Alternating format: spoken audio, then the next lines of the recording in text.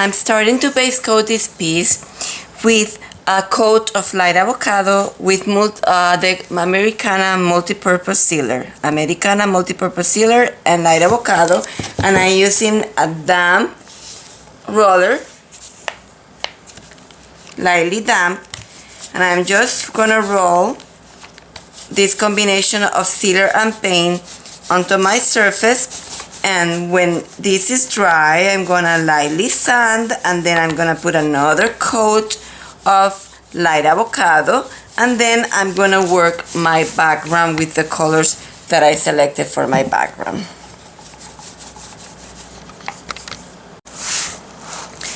Okay, so what I did on my background, I accidentally did not record it, but I'm gonna tell you exactly what I did.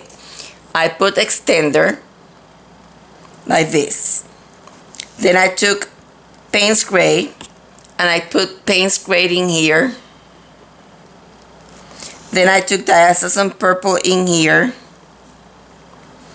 Then I put Watermelon Slice in here. Baby Pink in here. I blended this in here with Black Plum. Black Plum with the Diacetyl Purple and the Payne's Gray. And then in here it was light avocado plus a tiny bit of the Irish moss. And then I went in here with the plantation pine. Midnight green. I'm gonna wait until this dries, and what I'm gonna do the background again for you on the other side.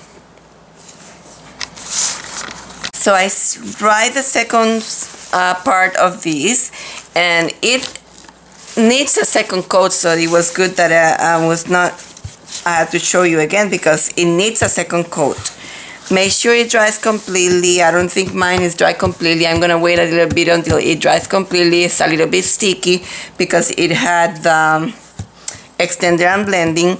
So I'm gonna wait for a little bit until it dries completely, and then I'm gonna do it again for you, and then you can see it. When you do it twice so that you have a very rich colors in the background. But I check, and the colors are where they need to be. It needs to be darker greens in here, the pinks in the middle, and the Payne's Gray, and the Diacetyl Purple and Black Plum on the top.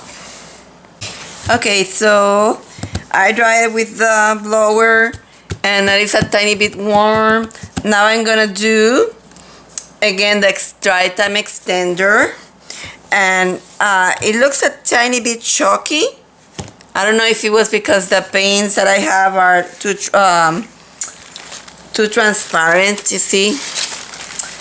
But I'm gonna do a second time, and it may need me to put a tiny bit of black at the top. Let's see, we'll see. So I'm gonna start with the extender, and I'm gonna wet it again with the extender. Everything is gonna be wet again with the extender. And you probably are seeing it for the first time. You're gonna do this stage twice. This is my second time. You're gonna do it twice on yours.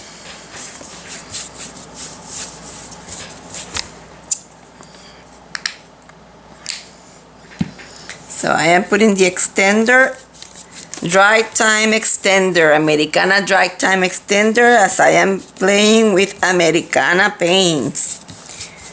I am doing a second on this series of plates. I may do more than two, but for now this is the second one. Okay, I'm distributing very well this dry time extender in my piece, and now I'm gonna go to the Payne's Gray at the top and make that very dark at the top with the Payne's Gray. And also I'm using the Black Plum at the top because I also want to have dark purples at the top. So Black Plum and the Payne's Gray. at the top.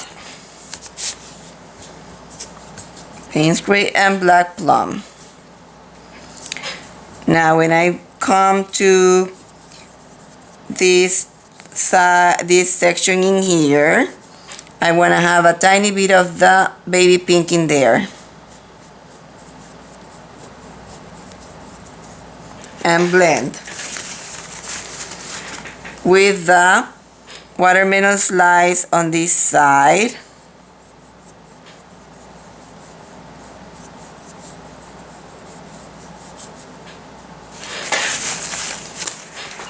And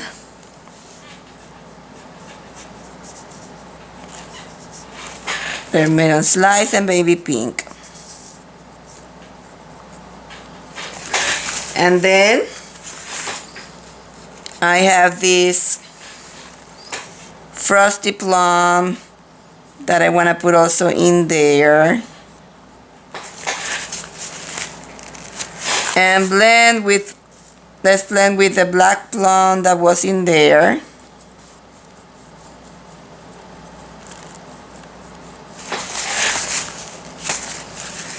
Let's put a tiny bit of baby pink again in there and blend.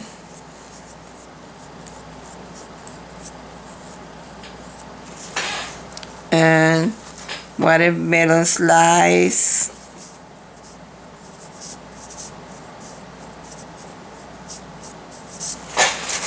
With the black plum. And then when we get to this area is where you have the greens. That was light avocado and spring green. Light avocado and plantation pine. I mean midnight green. We don't have plantation pine in here. Midnight green. Midnight green.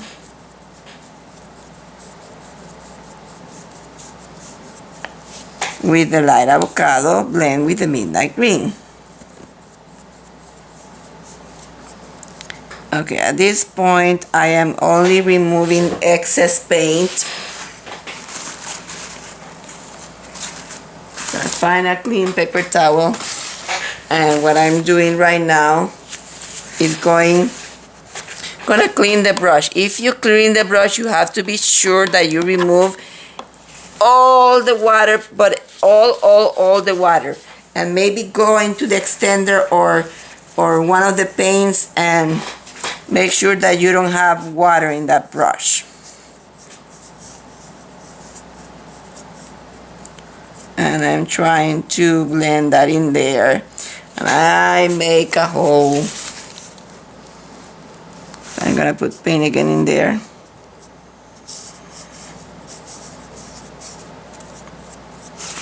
I don't like that I make a hole, but we'll see.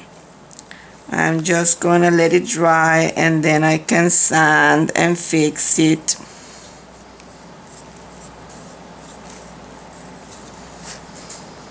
Maybe trim one of these pinks in here.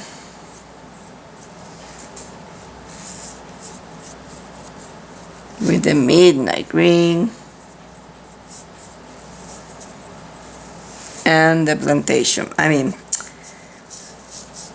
Payne's Gray. And I'm gonna let it dry.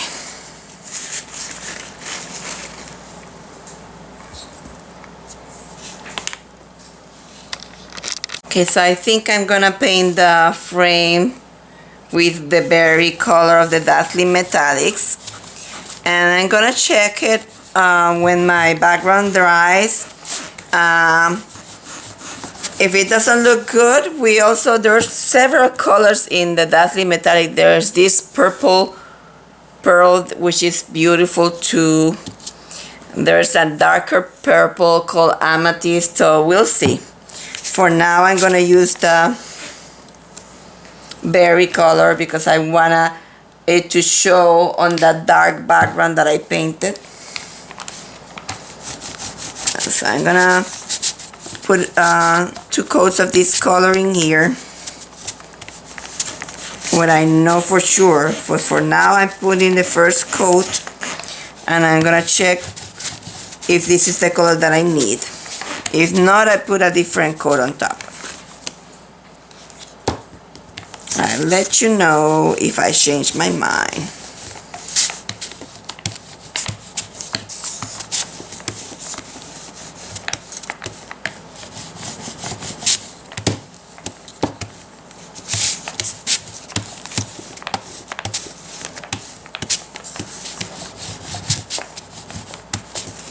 I think it calls too much attention, so I'm gonna put on top of it, I'm gonna put the amethyst color.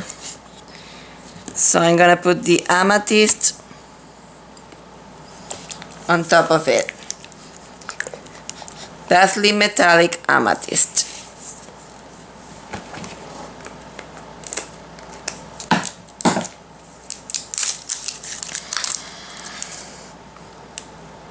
And let it blend with that other color that is underneath, and maybe it creates a prettier color.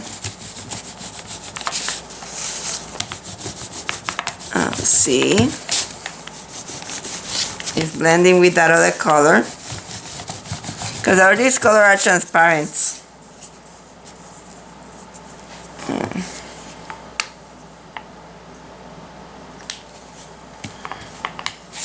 So amethyst.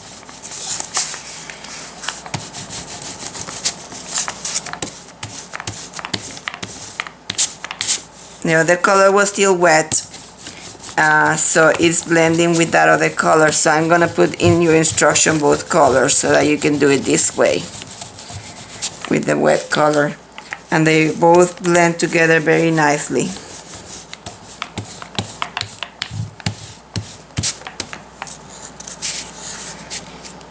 Then you have a prettier color. It keeps having that white, looking a tiny bit white in here, and I want it to be darker, so I am putting extender again, and I'm gonna this time add a tiny bit of black in here. So making it even darker in there with the black, blending it with the Payne's Gray and the black plum.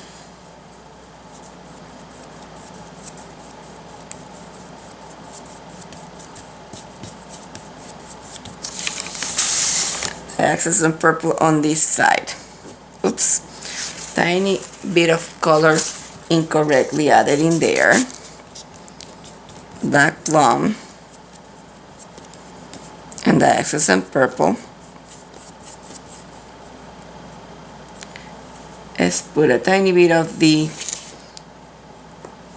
color, the new color, the plum, frosty plum, and try not to touch that because it's drying.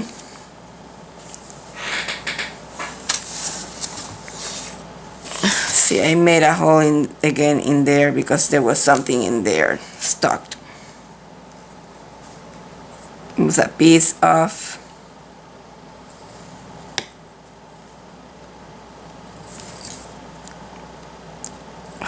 and I'm able to remove it there. Let's see, the black plum and the dusty plum and the black plum.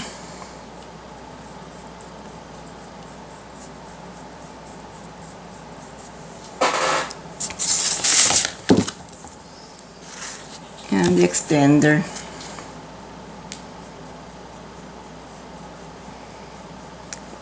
Have to leave it when it starts drying. You have to stop touching it because then you make holes. And this is where the green was. And that was the Irish green and light avocado and midnight green.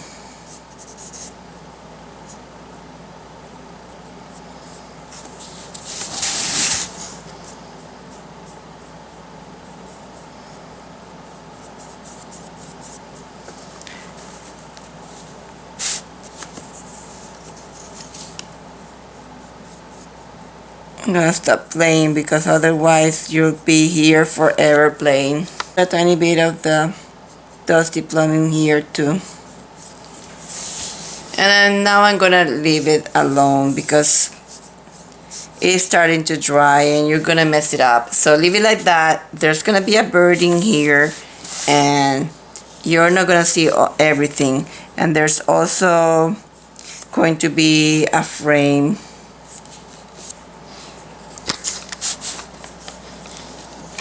I'm going to calm down this because I don't want it to compete with the colors of the hummingbird. So I'm gonna put a tiny bit of extender. I dried it with the blower, so it is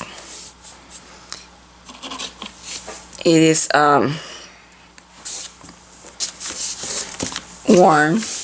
And I'm gonna put extender in here. And what I'm gonna do is I'm gonna take a tiny bit of that watermelon slice and I'm gonna mix it with baby pink and try to blend that in here. Tiny bit of the frosted plum.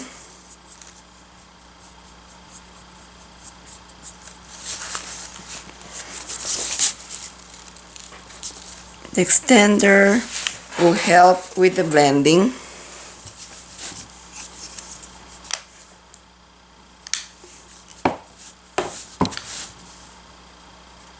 And want it to have a tiny bit of color, but not as much.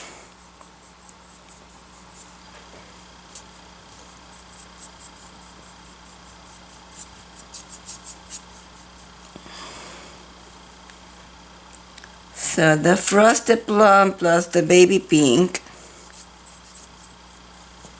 Frosted plum plus baby pink. Let's calm down this a tiny bit also with the frosted plum.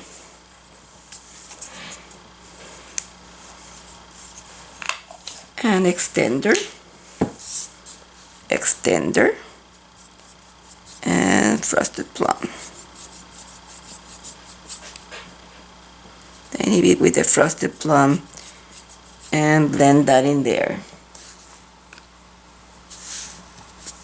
Maybe let's blend with the black plum.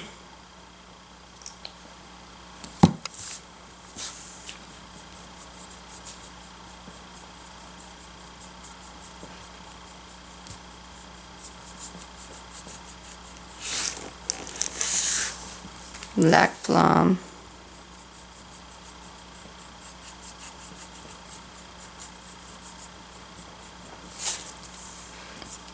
Okay, try not to overdo it, and I think I'm overdoing it already. Oops. Trying to put a tiny bit more extender. I can blend that in there with the extender.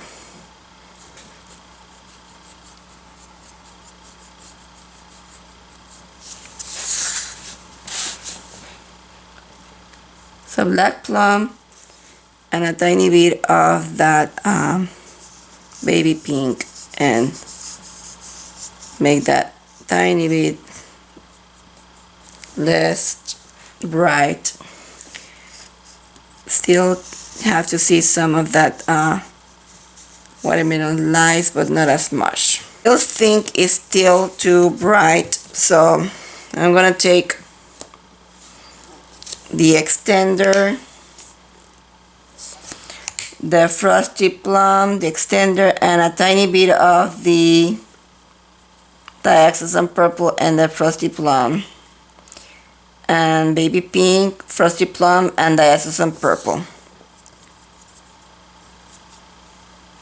Frosty plum and diaxosan purple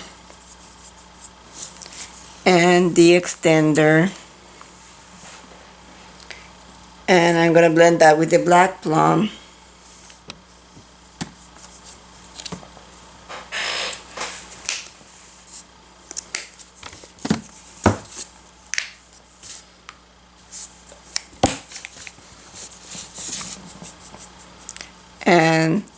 with the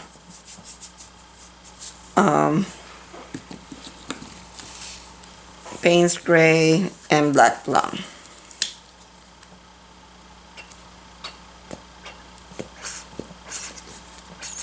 By the time the Payne's Gray comes out of the bottle, it's gonna be dry.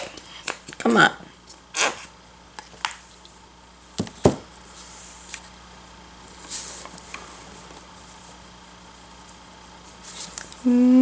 Maybe more of the Black Plum and of the Diacetyl Purple.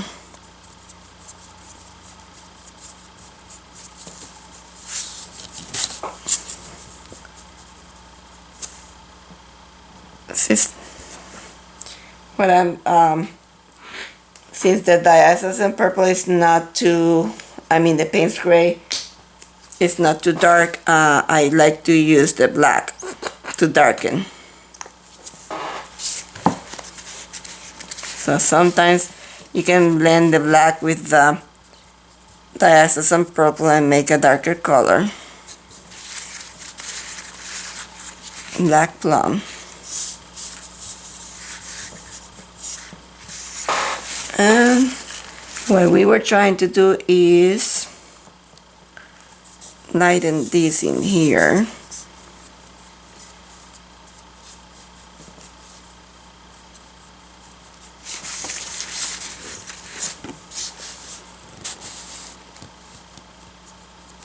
That was too much black and Black Plum and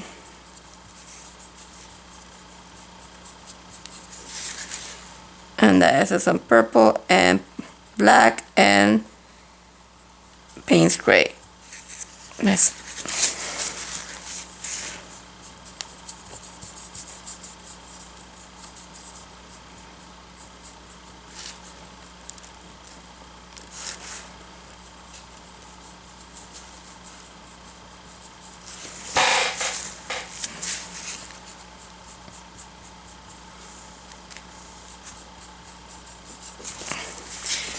You start putting color that you don't want. You have to clean your brush and go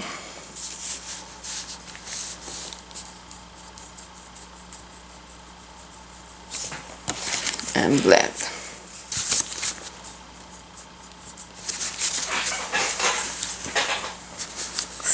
Bring some extender, and I'm gonna stop playing with this. It's like you can never stop. But you have to stop somewhere.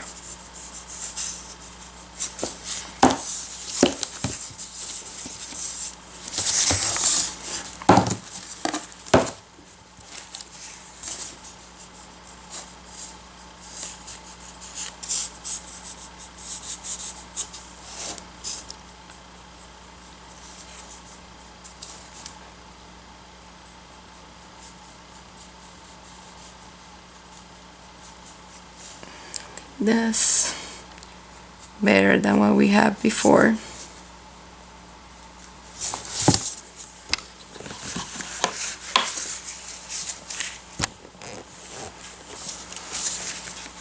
Just want to darken this in here somehow. Not letting me darken that. Maybe with Plantation Midnight Green.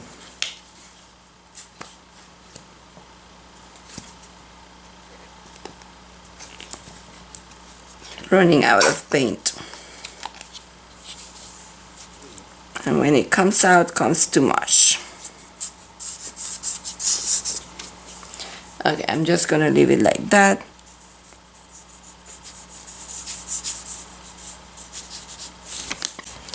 So let's start with this new piece, and I traced the pattern, and I decided to use less of the flowers because I wanted my hummingbird to be the focus of attraction, so I wanted him to be large.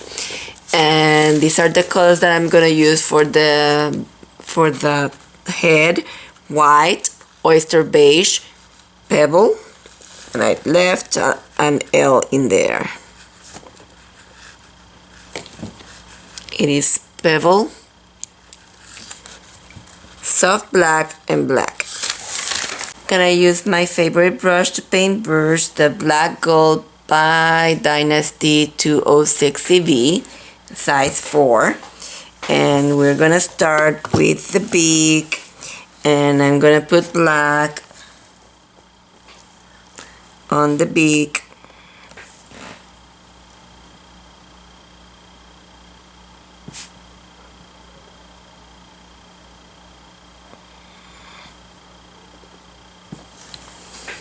Okay, so I'm gonna take a tiny bit of oyster beige with the black so that I can put a tiny separation in here. And then I'm gonna continue with the black.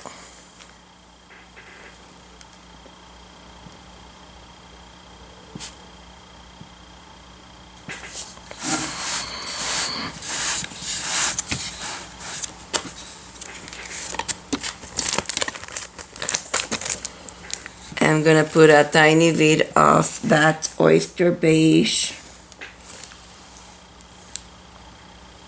in here.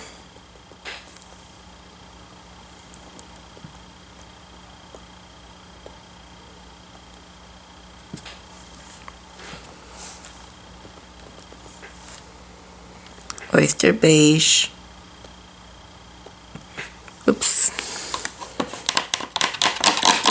And then black.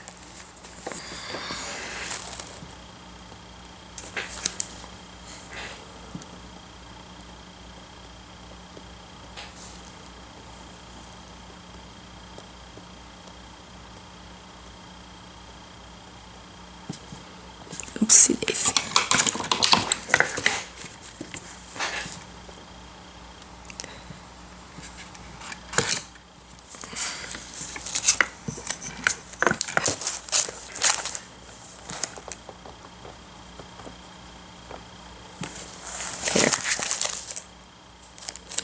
Let's take oyster beige plus black.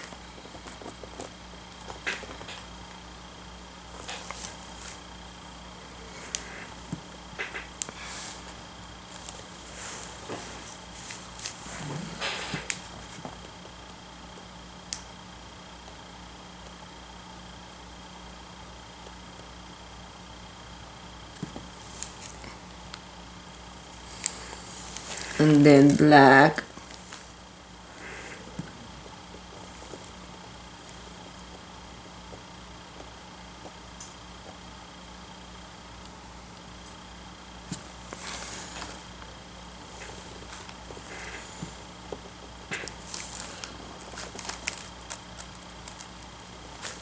Dirty brush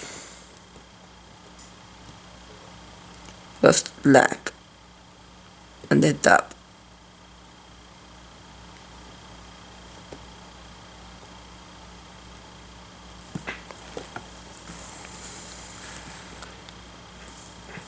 And then oyster beige plus black in here.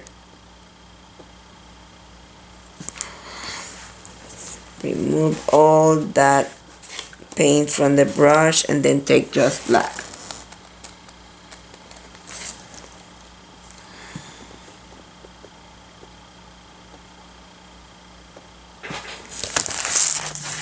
I'm going to turn it.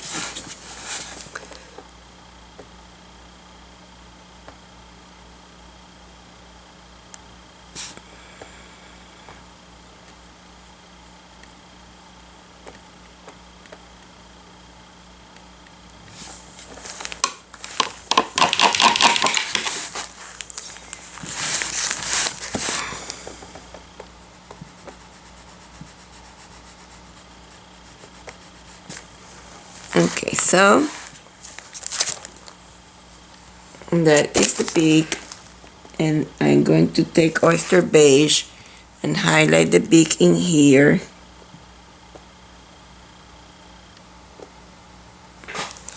And then remove the paint and blend it.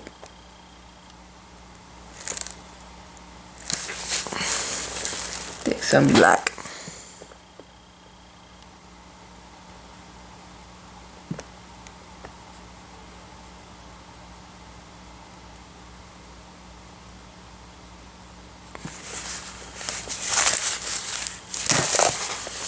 I think I'm gonna use a liner.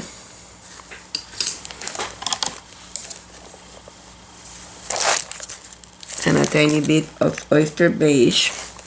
And notice that I'm not going into the white. I like to leave white for the end, for the strong highlights of my bird.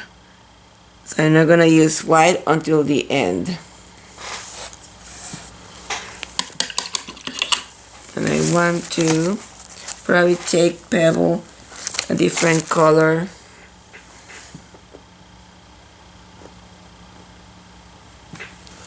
And then black, the sticks of black.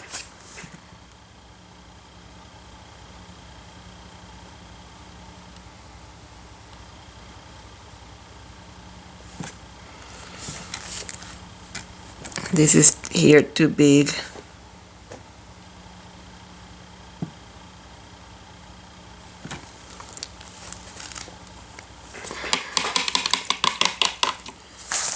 Take a tiny bit of pebble and soft black.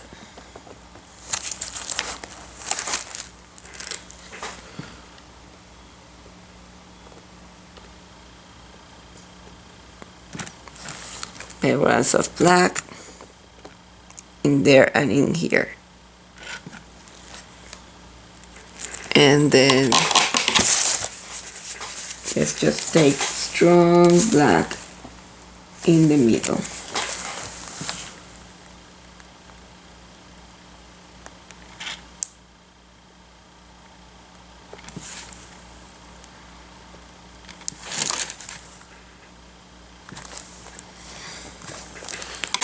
Okay, so we are going to highlight with oyster beige the pupil,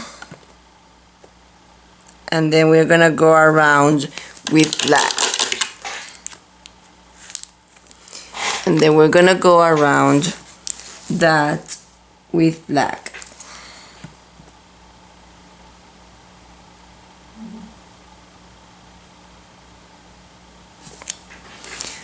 So I'm going to base coat the pupil with black, and I will be right back. I'm gonna find a bigger brush than this. So the next step for the eye will be to place our ring around with pebble.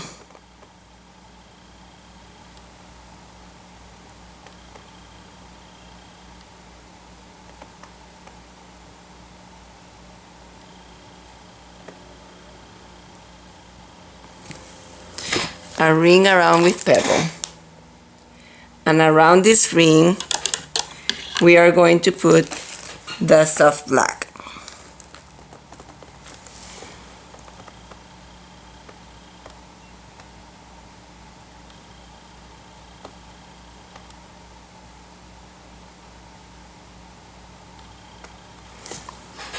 So pebble, soft black, and pebble plus soft black.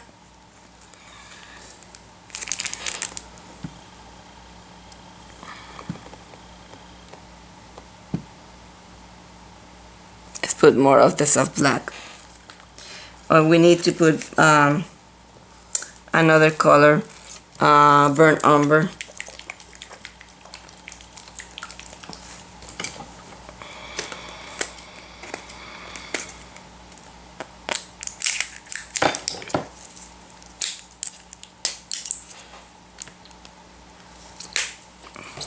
See, burnt umber.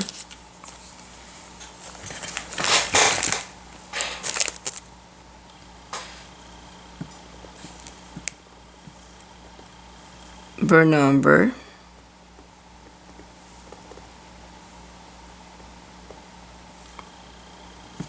Burnt umber. Pebble plus oyster beige plus burnt umber.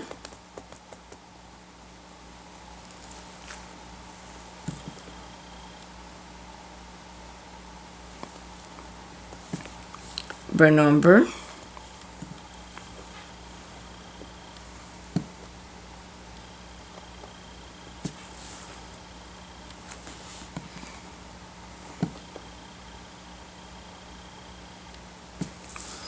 Maybe soft black.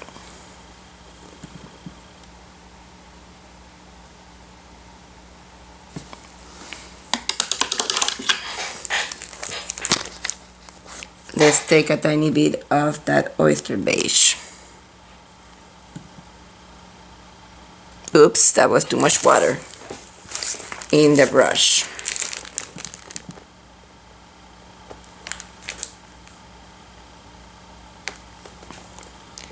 And then let's take that oyster beige and highlight this arrow in here with dots.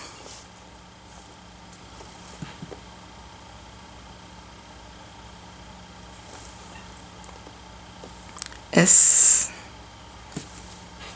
gonna make that highlight smaller.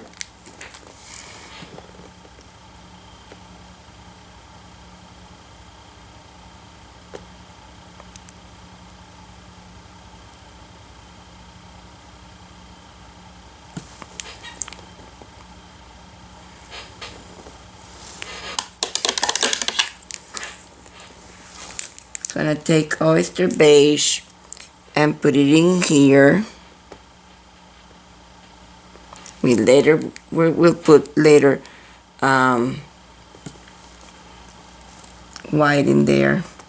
Burnt umber plus white.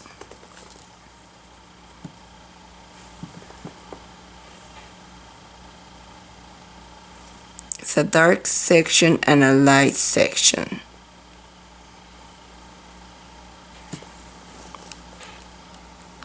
Chocolate,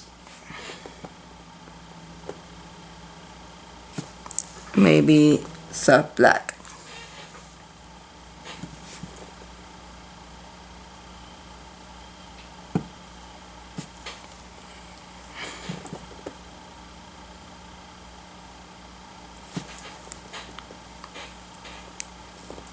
And chocolate.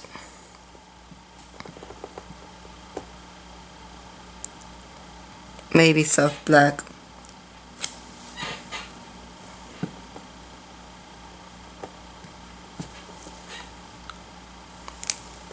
Soft black plus chocolate. Let's put that.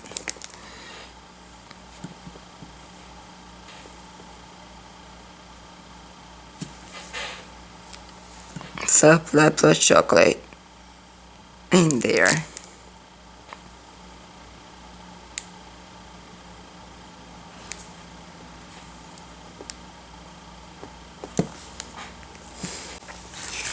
So we're gonna start putting the colors around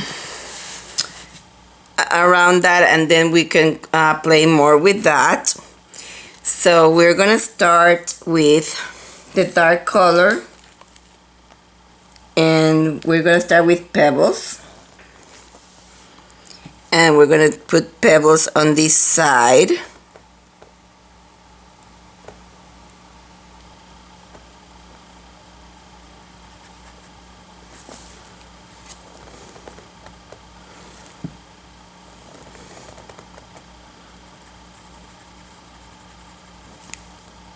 And all the way down here.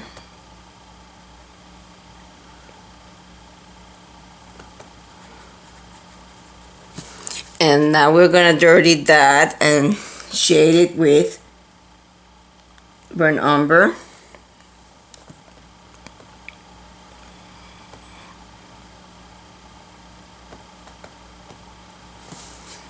Wet on wet.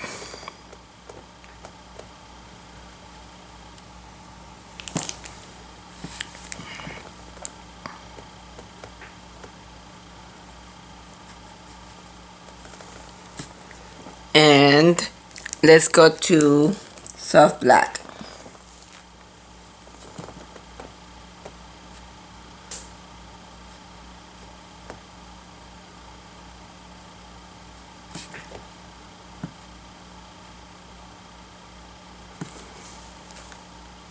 And let's bring some coral melon, and we're gonna put some melon in there too with the chocolate and melon.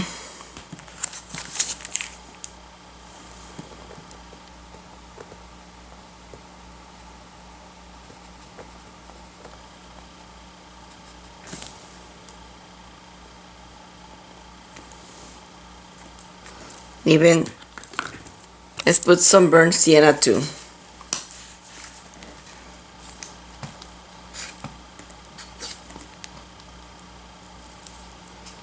So burnt sienna, chocolate, and melon.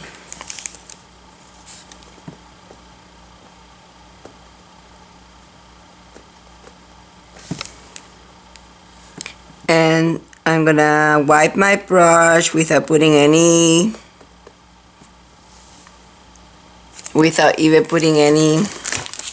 water. I'm gonna wipe it with a paper towel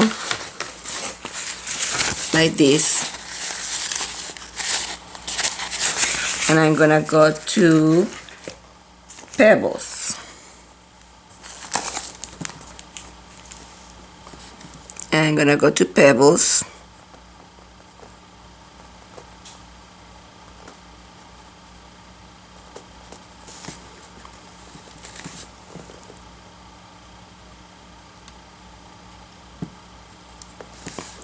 And I'm gonna wipe my brush and put burnt umber. Somehow it doesn't have, it's not too strong, that burnt umber. I think I'm gonna go to one of the traditions color. I'm gonna be right back. Okay, this is tradition burnt umber.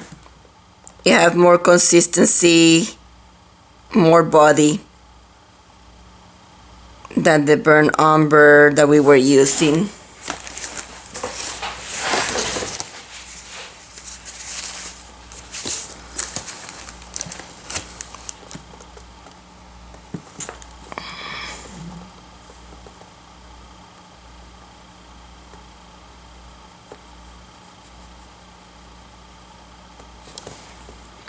And we're gonna blend that with the pebbles.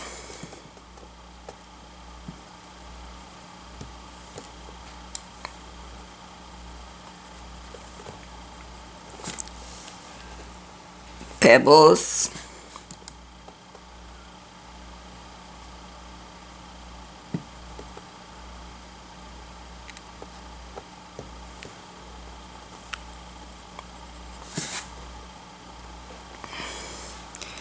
I'm gonna continue putting pebble all the way down.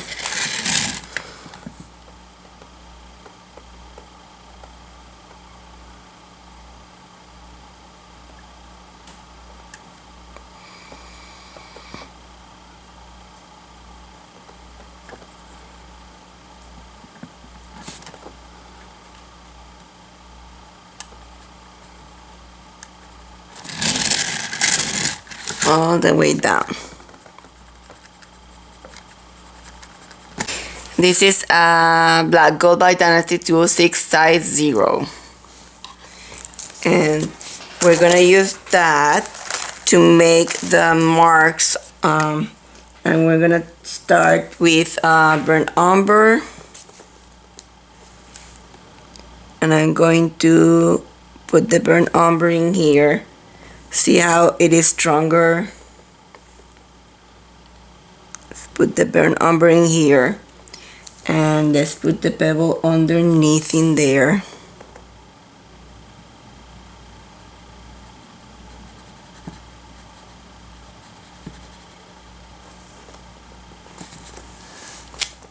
Chocolate, burnt umber of the traditions. Of the Americana, which is not as strong.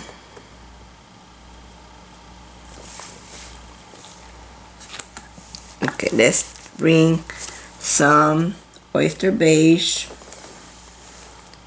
and start highlighting in here with the oyster beige.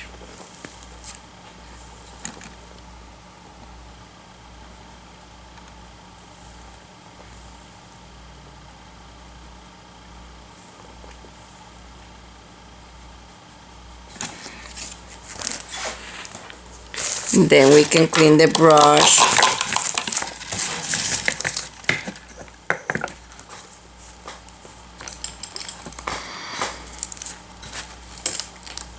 And go to the white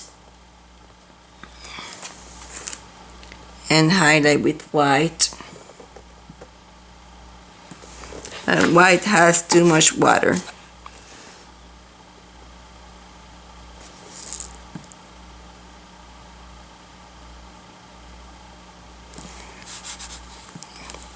Let's put some white in here too.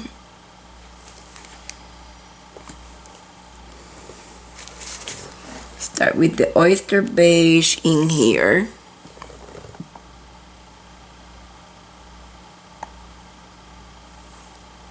And blend with the pebble.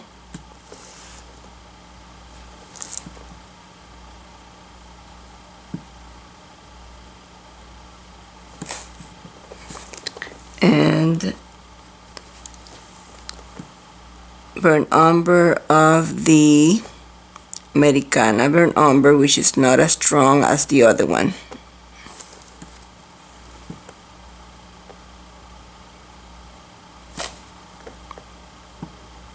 Still have dirty brush, so it's blending those colors together.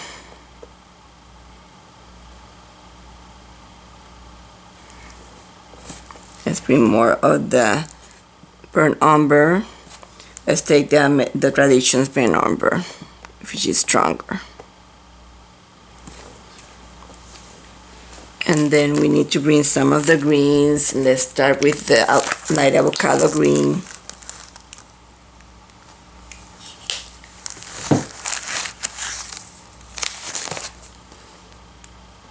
Light avocado green.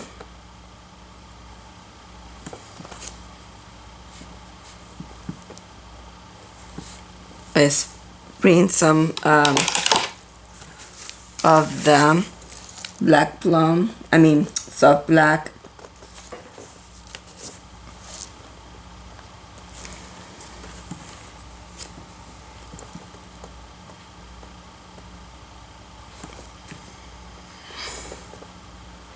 Maybe let's take burnt umber. It's not as strong as that soft black.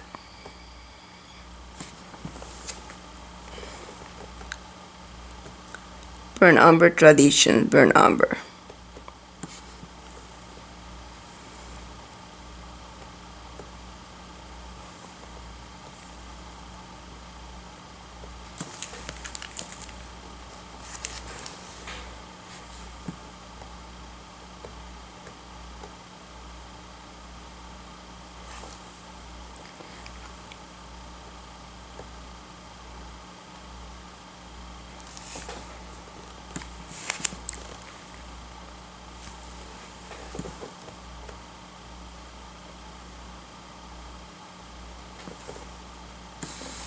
There's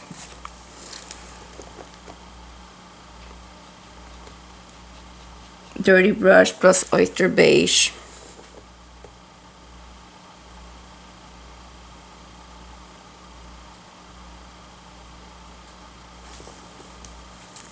Dirty brush plus oyster beige plus pebbles.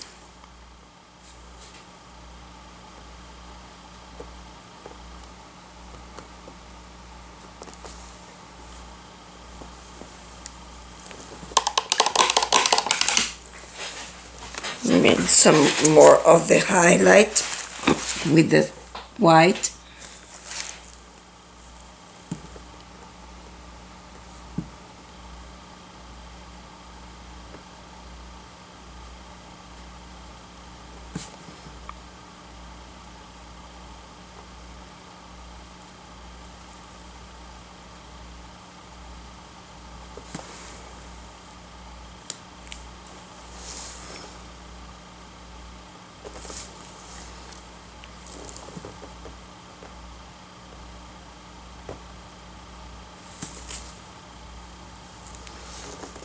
Let's take the melon plus the oyster beige.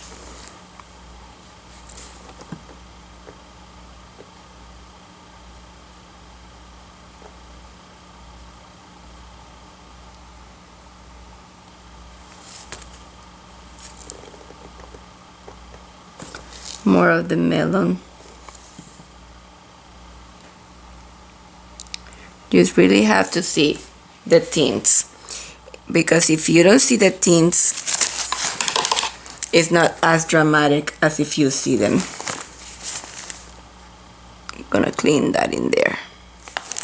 So make sure when you put tints, it's better if you're a tiny bit exaggerated and you can tell that they are in there. That they are in there, some tints of melon. And you have to see the light avocado. And now we're going to bring some of the other colors. So let's bring some of the Irish moss.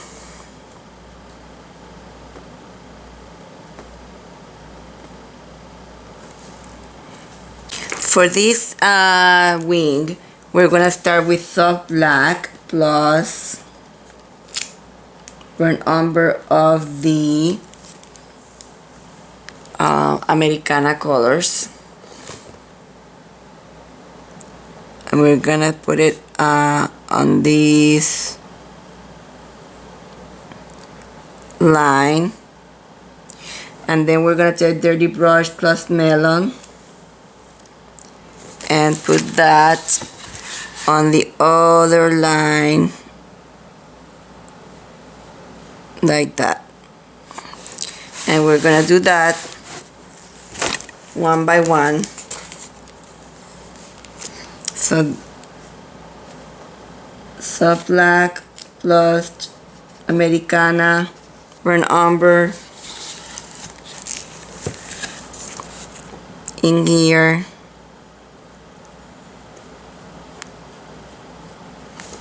And then dirty brush plus melon.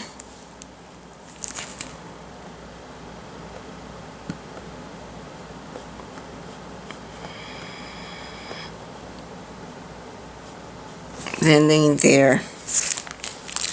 And we're gonna continue like that.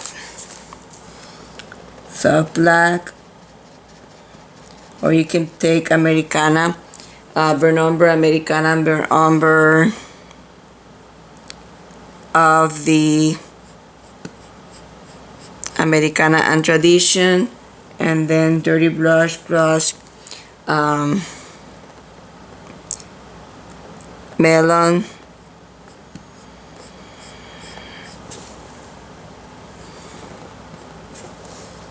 Let's take a tiny bit of that burnt umber in there.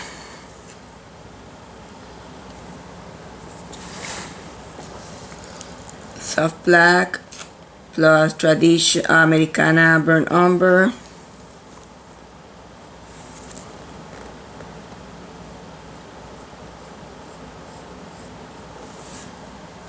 And dirty brush plus melon.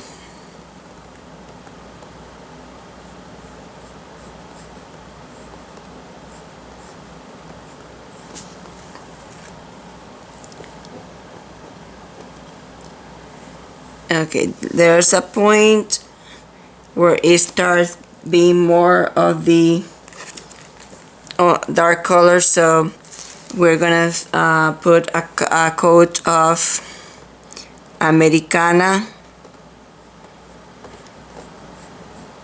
burnt umber, and soft black in between. Oops, too much paint.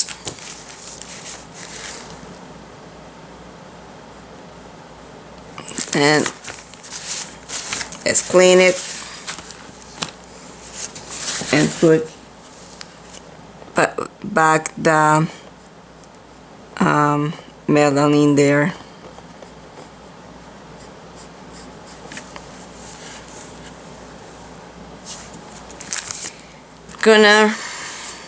Before I continue, gonna take melon and put some more melon in here. Let's see. In here, Oopsie daisy. You know what? I'm just going to do it as a glazing in the second stage. So let's take some black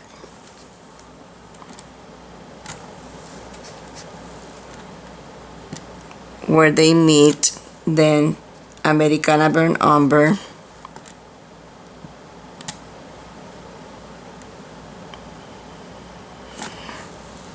some black,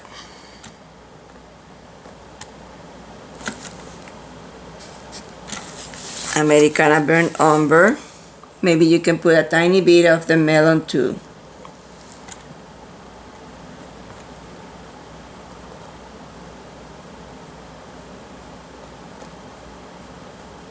Tiny bit of the melon.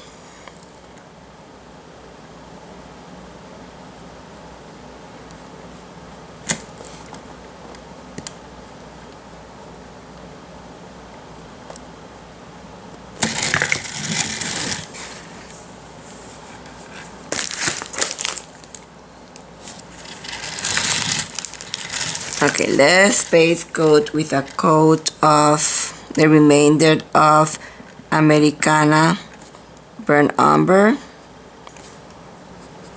Leave some of the graphite line showing so that you can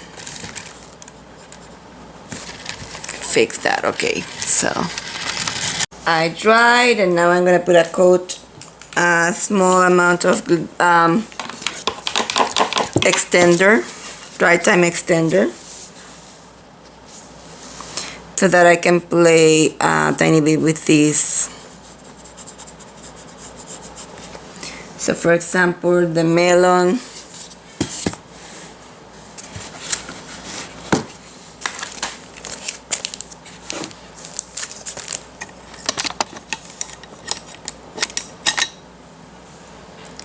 I'm gonna put the melon in here.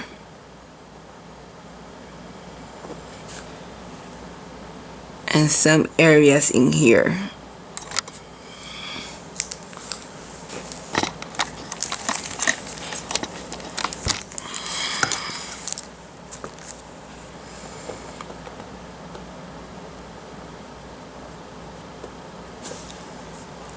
Okay, so I'm gonna wipe my brush and I can blend that in there.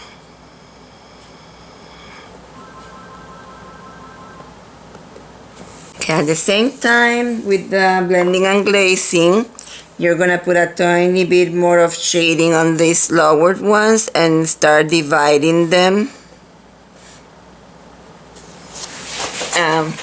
Let's see, you can take soft black, which is a tiny bit darker, and then you can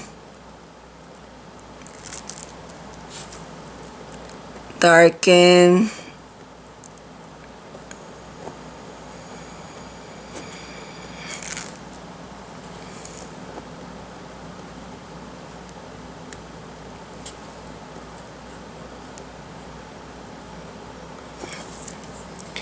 you can also take a liner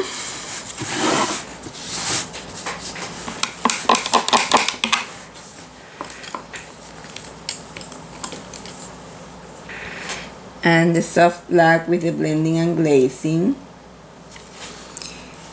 and put it around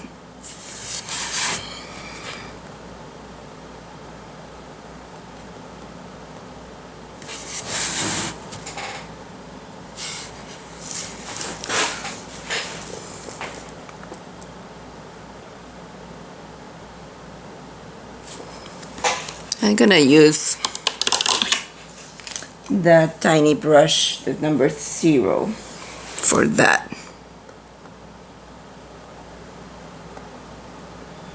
Because it has more, it picks up more paint than the liner. Trying to eliminate all my graphite lines. Now, you can also highlight with the melon in between.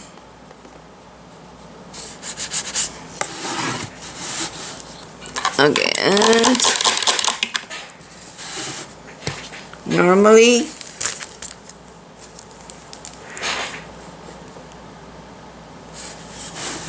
I'm going to take, this one is casting a shadow in here, so I'm gonna take the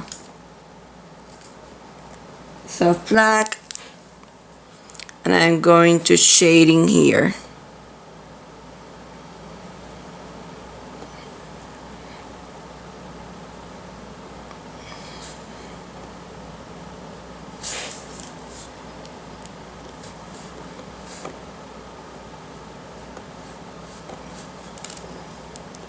And I want to shade also in here.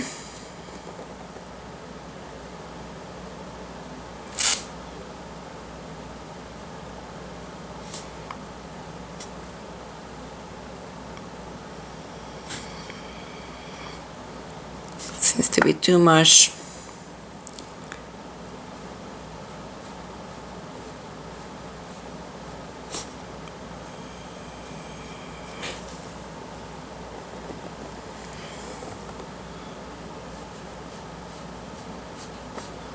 I put a coat of this on top of this, of that soft black on top of everything so that it looks more transparent. Soft black,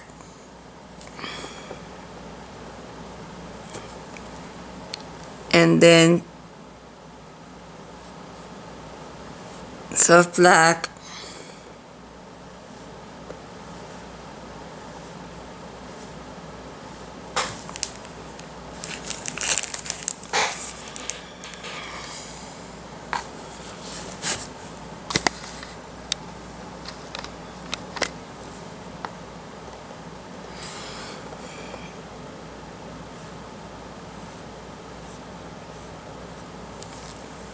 you can take some of that melon for the soft black and fill in, or maybe you can take some of that pebble, melon, and soft black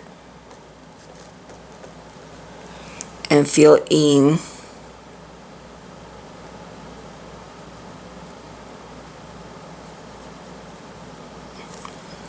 And clean your brush.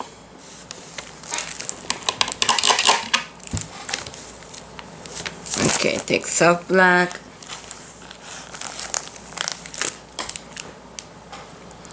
You're starting here and let it like this.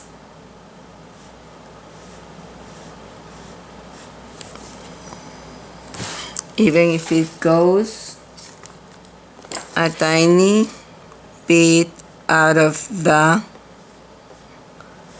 like that.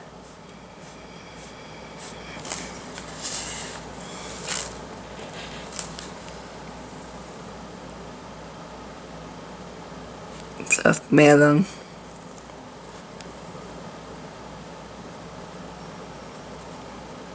Dirty brush for soft melon.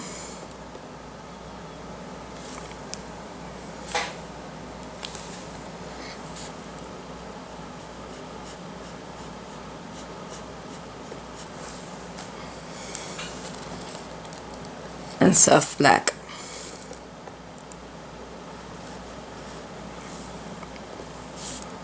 I think it is until there. Until there.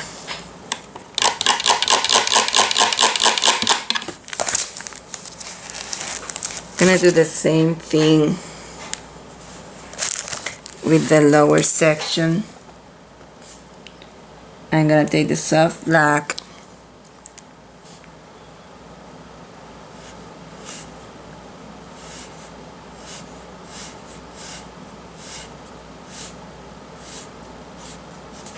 like that.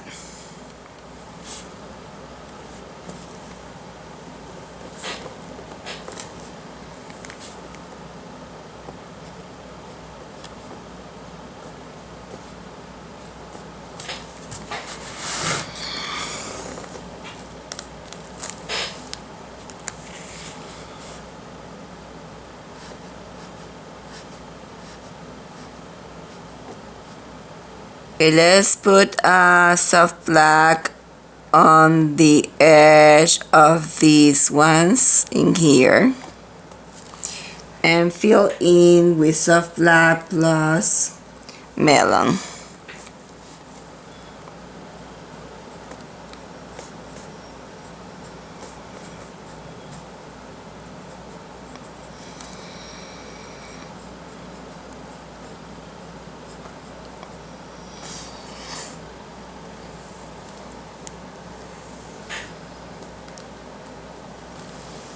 Soft black on the edge.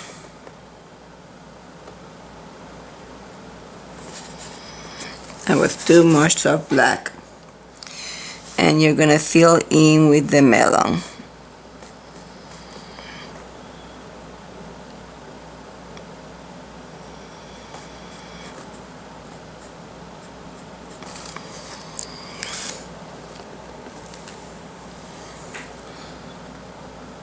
Let it dry, and then if you need to put more melon, you'll do it with the glazing. Let's put some melon in here.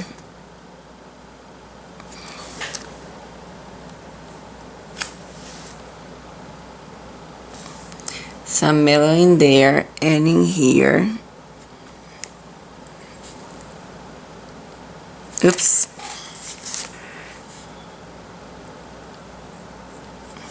We'll do it with the glazing. It's gonna be easier with the glazing. So let's work on this tummy. And let's take burnt umber, Traditions burnt umber.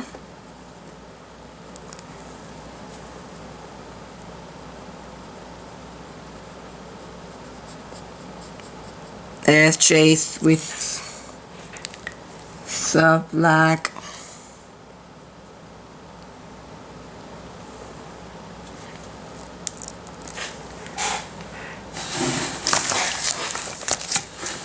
And highlight.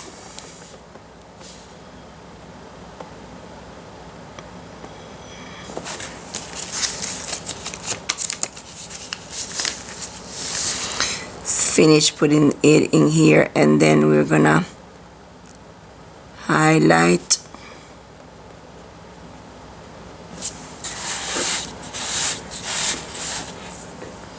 with pebble first.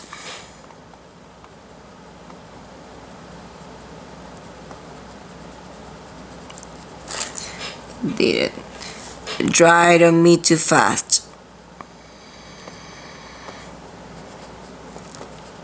My paints are getting dry. So burnt umber of the Americana.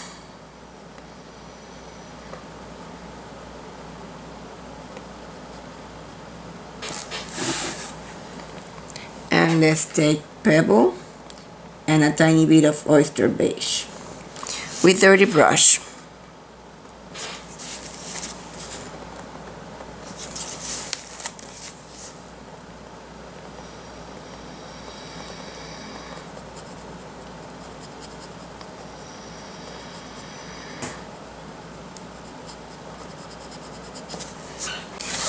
I'm gonna take black. My black is dry. Okay, I'm gonna take black and I'm going to base coat the nails with black, and I will be right back. So base coat the nails with black.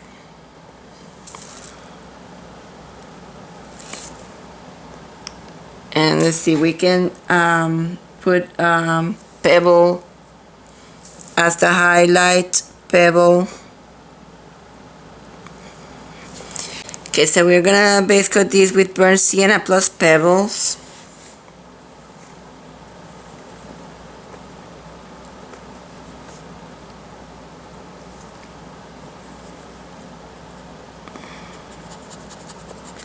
Burnt sienna plus pebbles.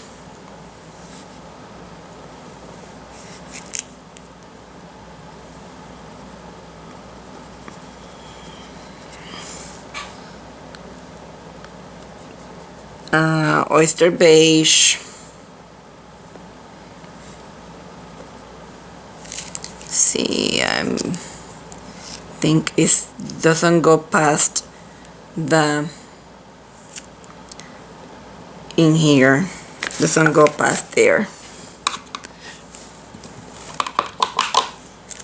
Oh, there's soft black in here.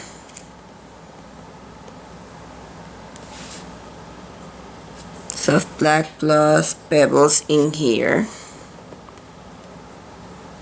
Too much water.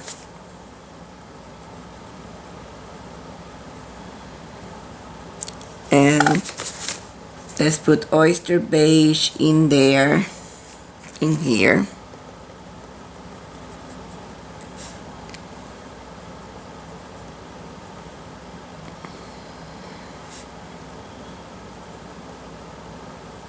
And then oyster beige in here, and pebble plus oyster beige, dirty brush of oyster beige plus pebble in here, and soft black.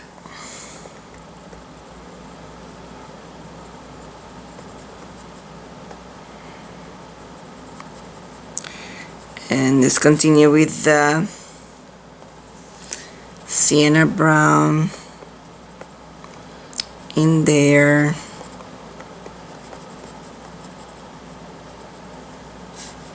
Put a tiny bit of sienna brown in here too.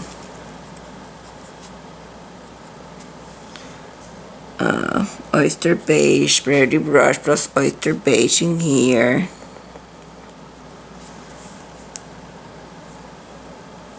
And let's clean the brush and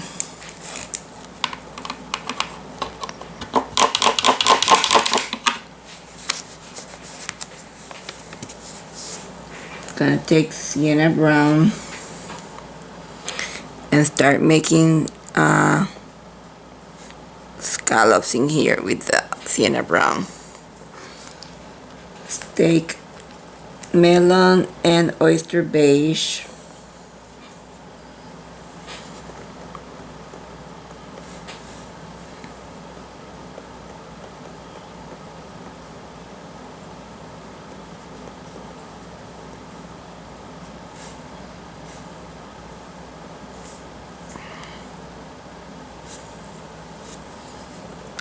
I'm going to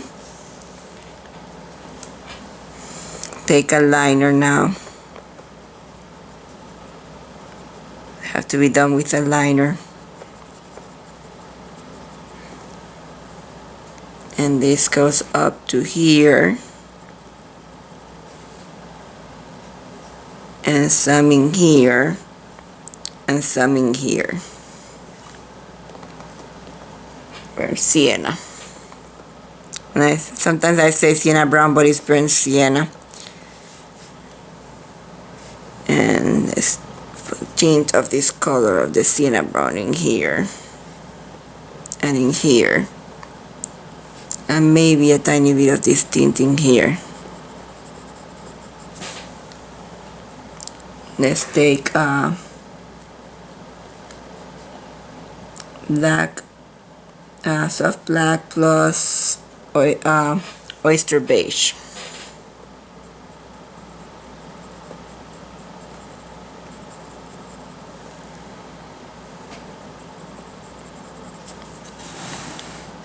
And it's getting darker, gets darker in here with the soft black.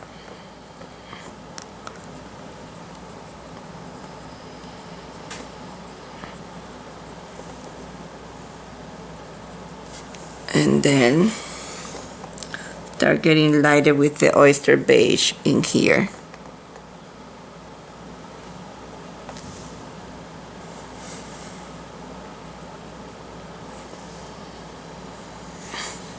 And in here.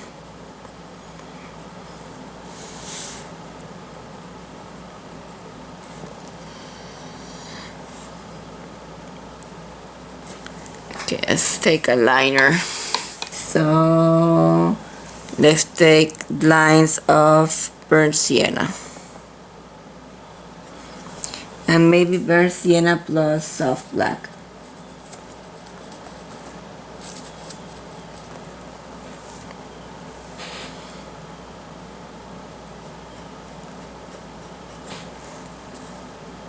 Oops.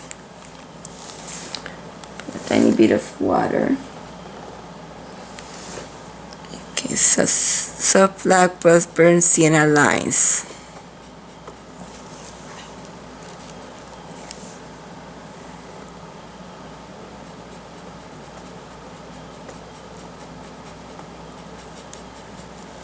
And then you take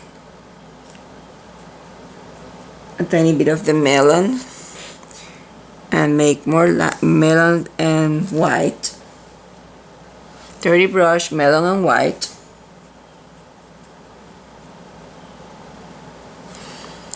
And you make lighter lines.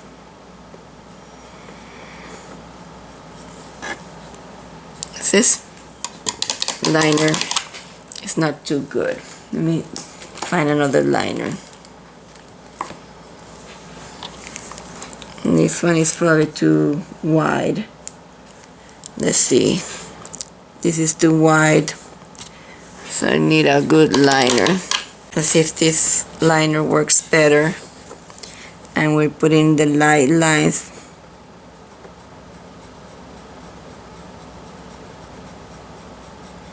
Let's take just burnt sienna lines.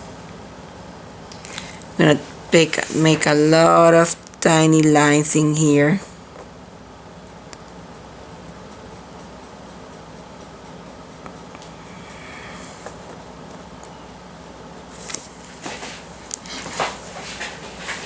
Sometimes we can take some of the oyster beige with the burnt sienna.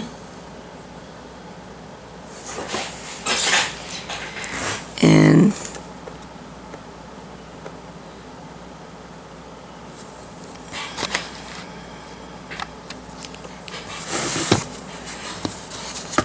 sometimes it can be more of the white.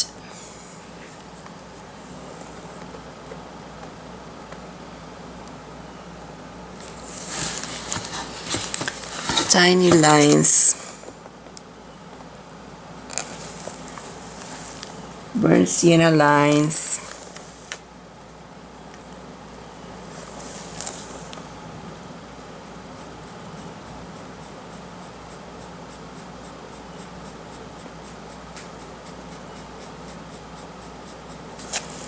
And then add oyster beige plus melon to the burnt sienna and make lighter lines. Maybe a tiny bit of white.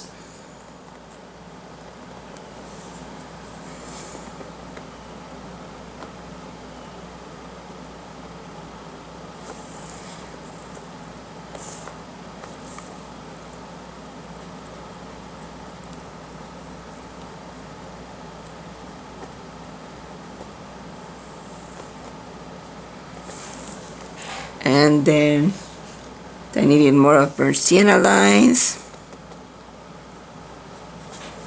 So we're putting tiny hairs of burnt sienna and some of melon in here. Sometimes you put burnt sienna alone. Sometimes you can take burnt sienna with a tiny bit of soft black and make a darker version of the burnt sienna. And add some darker hairs.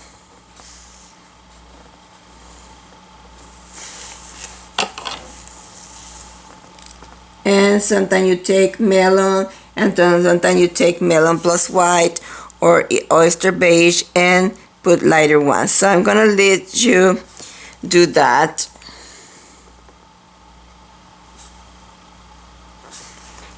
Because we don't want to spend too much time in here.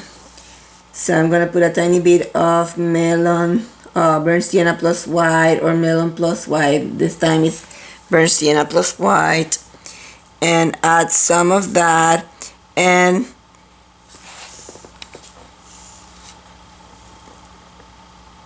sometimes you take oyster beige alone and make some that are very, very light.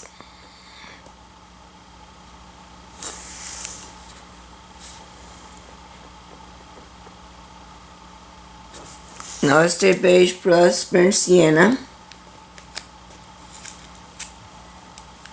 So oyster beige plus burnt sienna.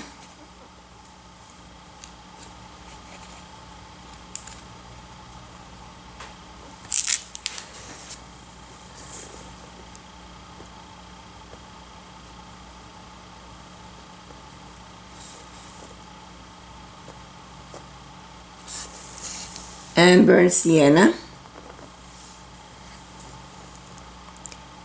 And I'm gonna stop now and we can do other things, okay? So this is what you're gonna do in this area. Now we have an area of hairs that are lighter in here with oyster beige. Oops, too much water.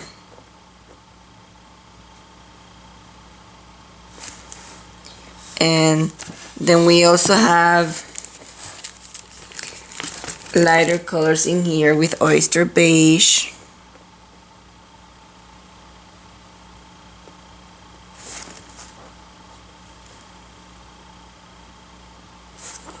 Let's take pebbles with that oyster beige.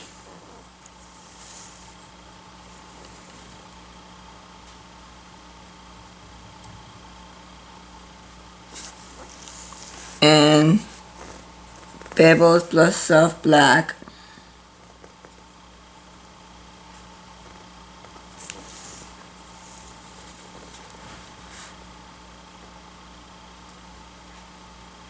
So I'm gonna take white and I'm gonna highlight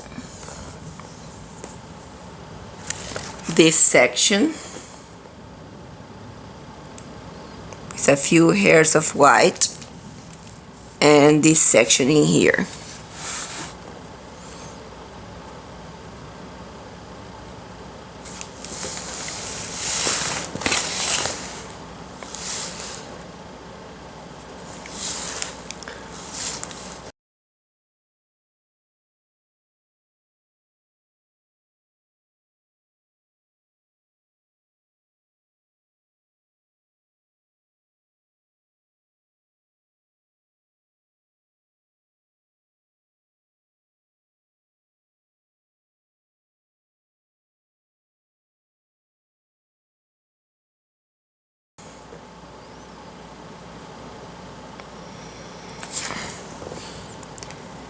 Okay, so we're gonna put a tiny bit of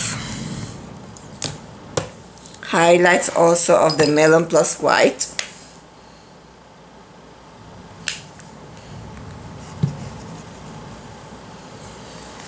On this area.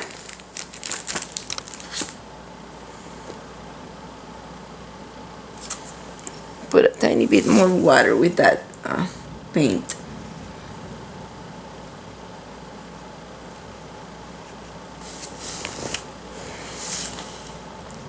You're using liner. It has to be the paint. It has to be in consistency.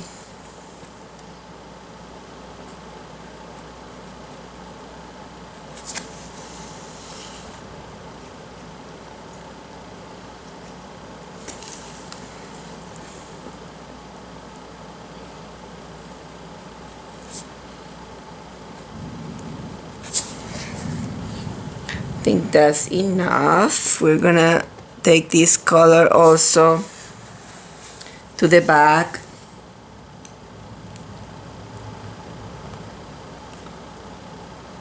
Burnt sienna.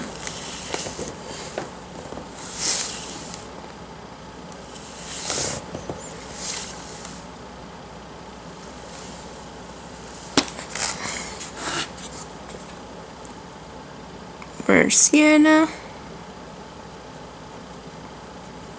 And melon plus white.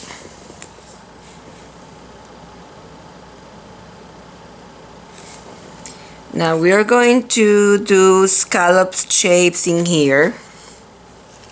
And let's start with the green. And we're gonna use 3 greens. We're gonna use light avocado, Irish moss. Let's put those 3 greens in the palette. Light avocado, Irish moss, and the teal green.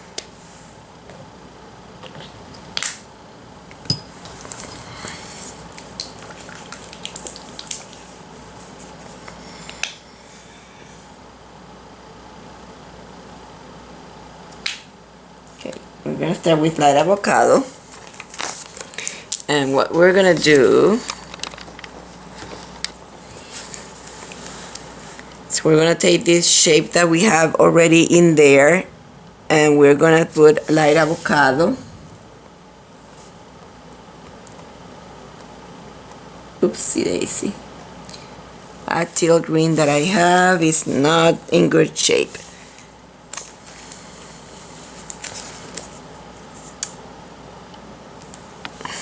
Let's see. Teal green. Let's use midnight green. Midnight green plus the spring green. And then we can eliminate the teal green from the instructions. So we're not going to use the teal green, and I'm going to eliminate it from the instructions. And we're going to use midnight green plus this Irish moss. That's going to be the dark. Okay, so light avocado.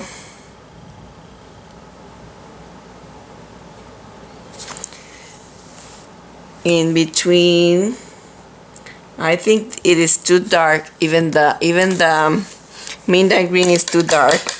So let's go only with the light avocado. And what we're gonna do in between the light avocado, we're gonna put the melon. So melon in between the light avocado. If you want, you can start by taking all those graphite lines and putting melon. That's gonna be easier. So all the graphite lines, you're gonna put melon on all the graphite lines.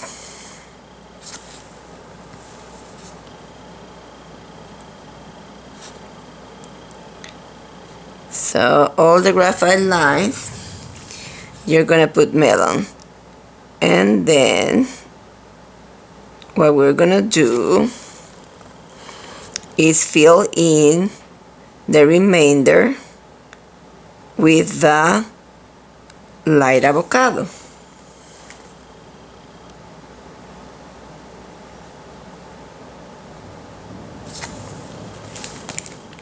And you're gonna go all the way to the end.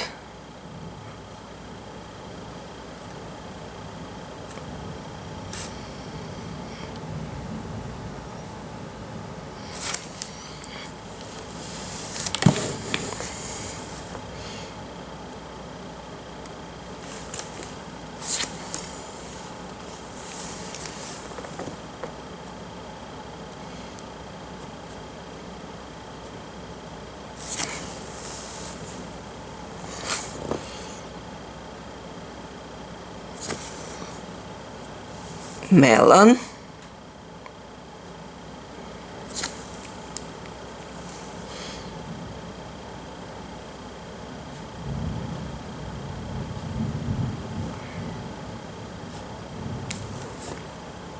all the way down.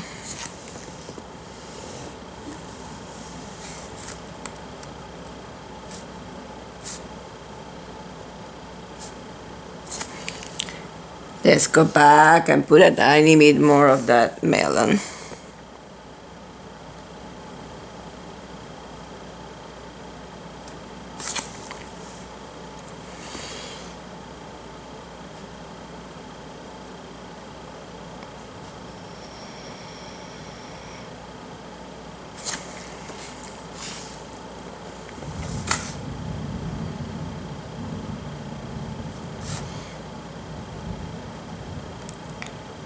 And now I'm going to do the same with light avocado. I'm gonna keep the light avocado on this side. Gonna keep the light avocado on this side.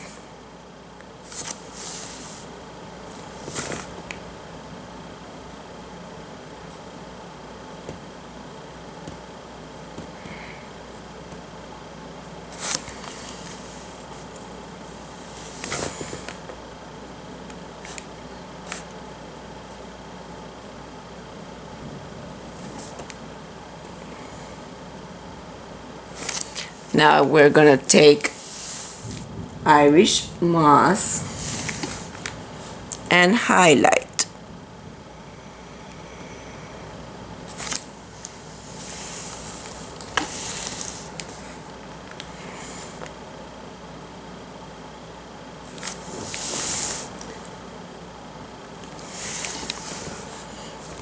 Irish moss. 1, 2, 3, 4.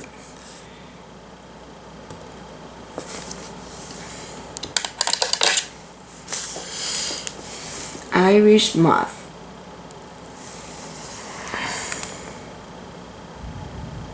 There's too much water in there.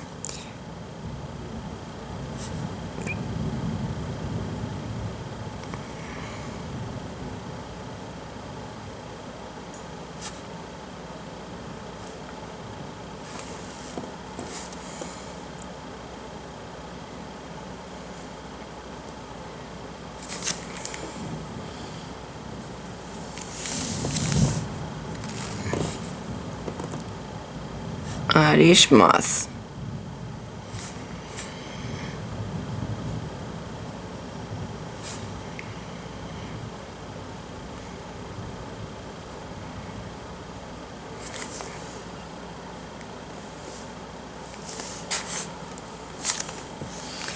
Now let's take Irish moss plus white.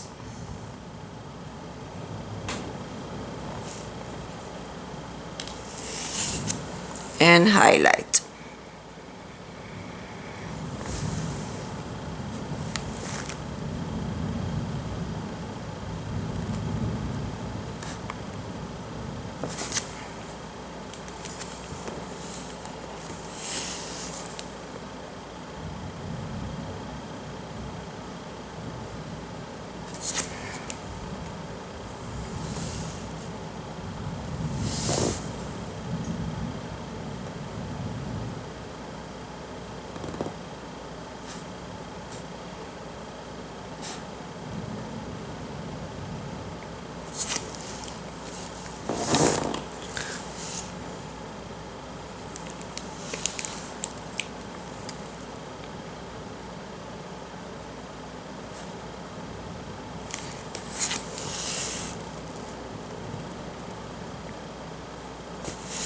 Let's see.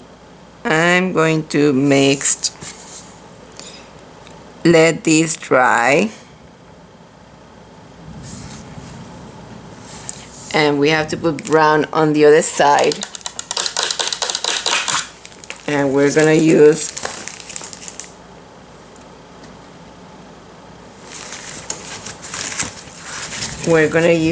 the Tradition Burnt Umber. Traditions Burnt Umber.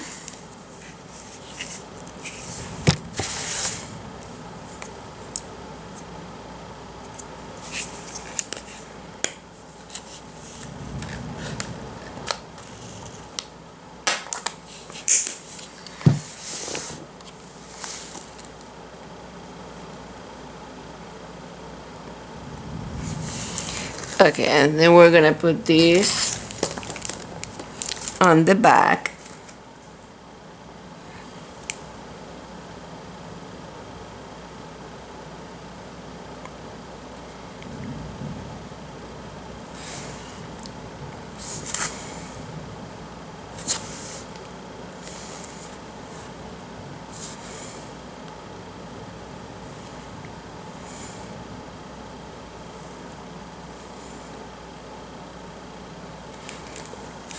Traditions Burnt Umber.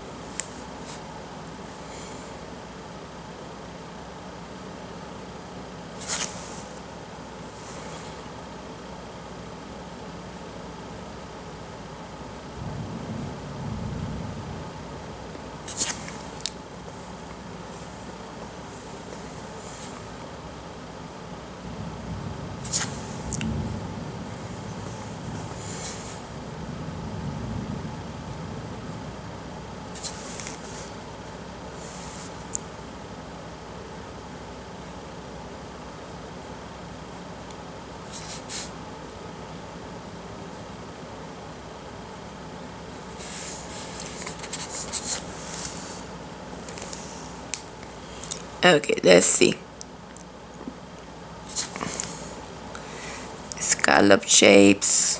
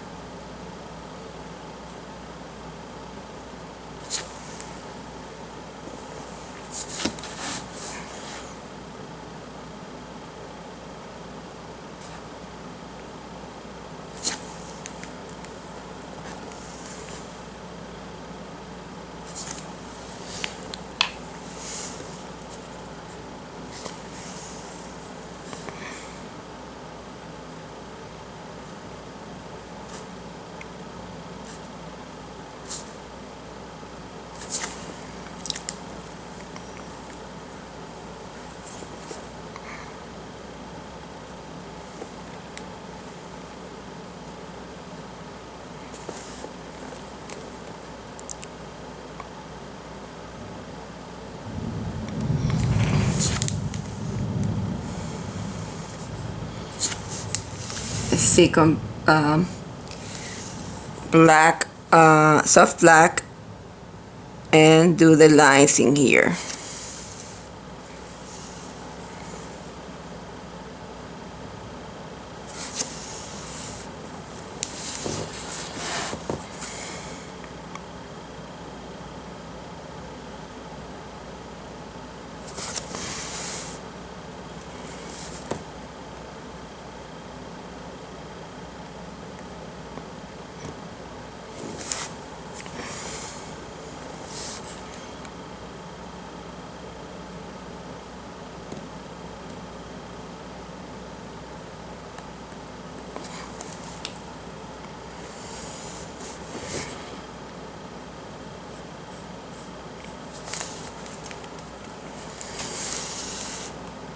So black,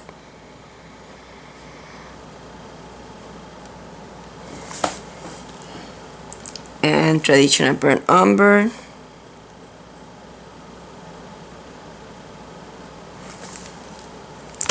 Take a traditional burnt umber, a tiny bit of melon in between those lines.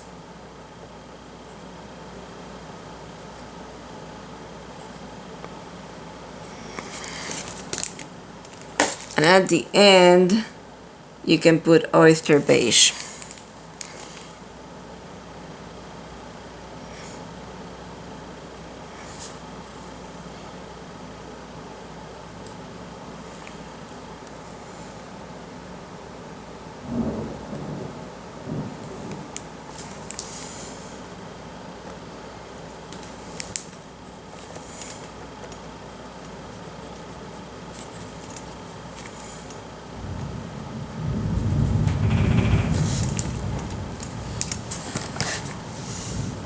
Take white and highlight.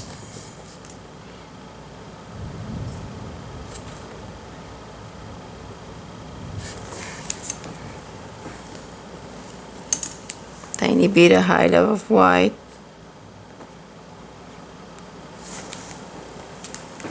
It's the oyster beige.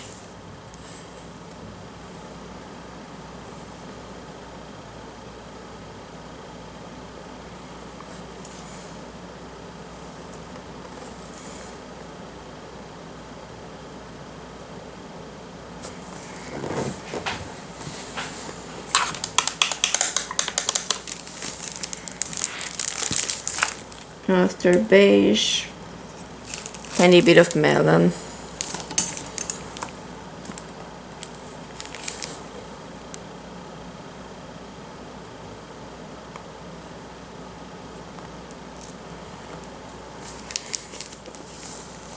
let's see, the back to the soft black, and put some soft black in here.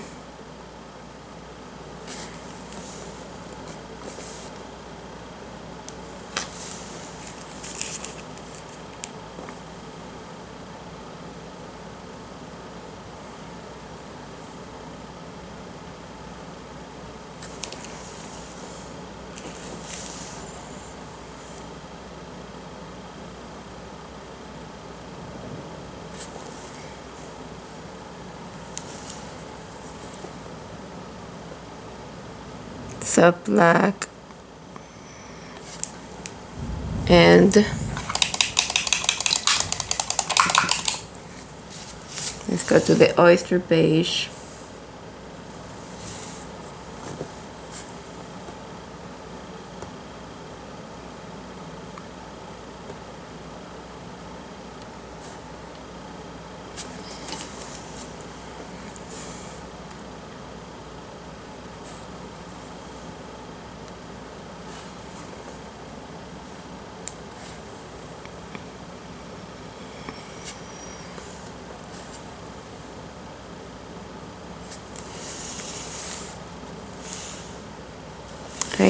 Irish moss and oyster beige.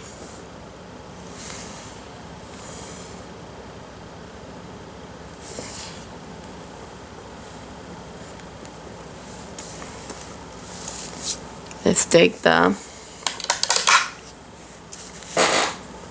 melon.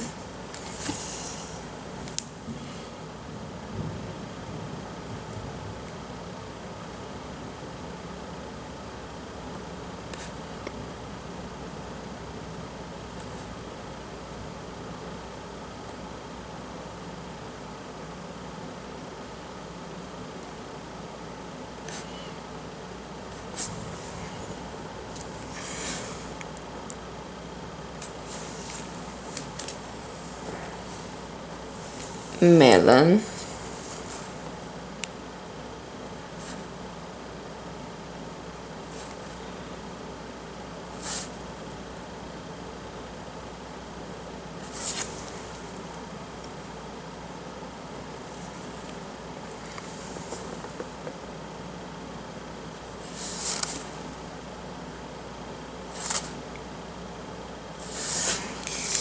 let's take a tiny bit more of the green. Irish moss, and bring it to some areas in the middle.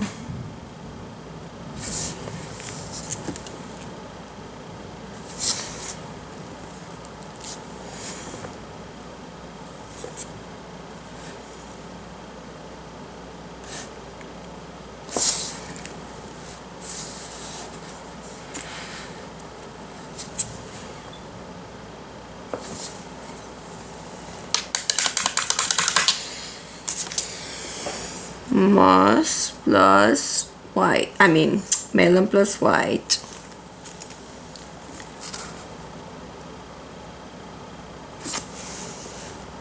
Tiny bit more of white.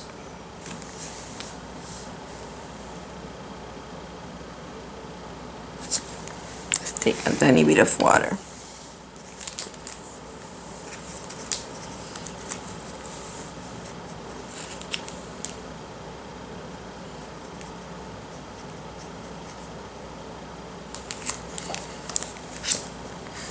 Let's do some lines that are larger.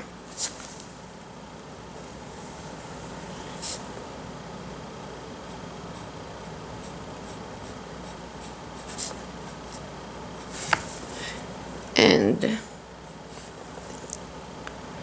need to put some darker in here. So let's take traditional burnt umber and put more dark lines in there.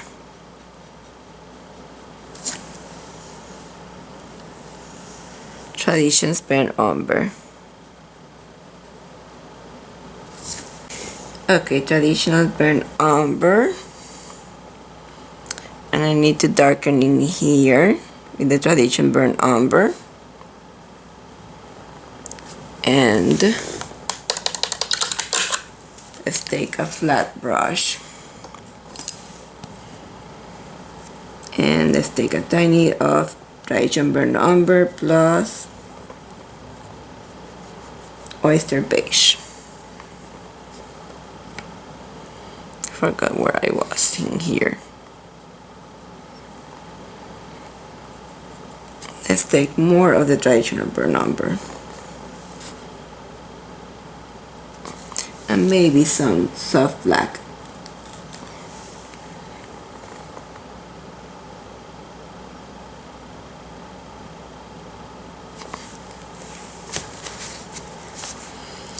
And melon.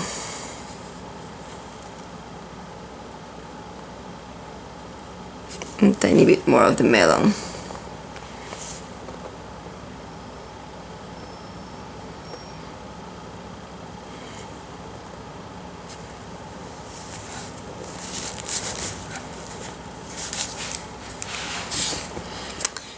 Let's take traditional burnt umber plus melon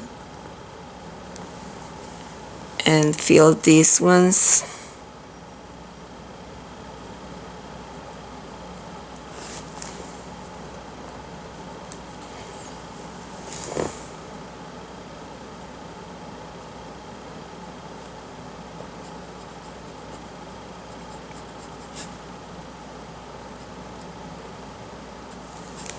Let's highlight those with melon.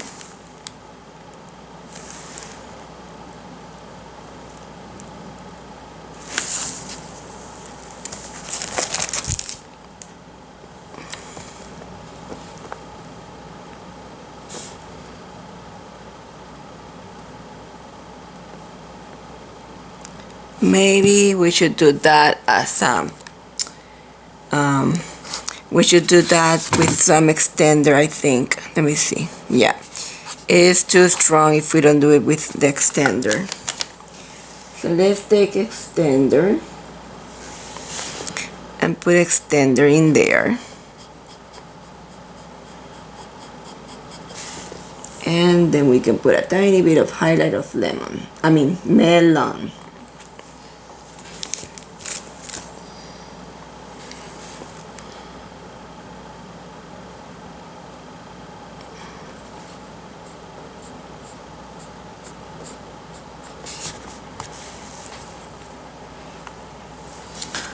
Tiny bit of melon in here too.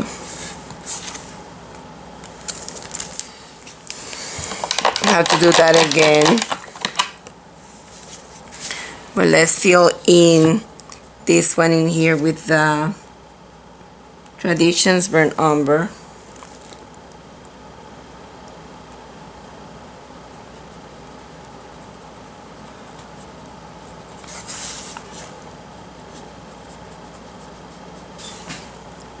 And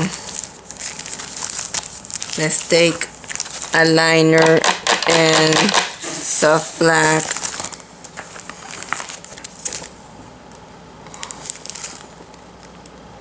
This is not a liner, it's a round brush. I can get more color with these.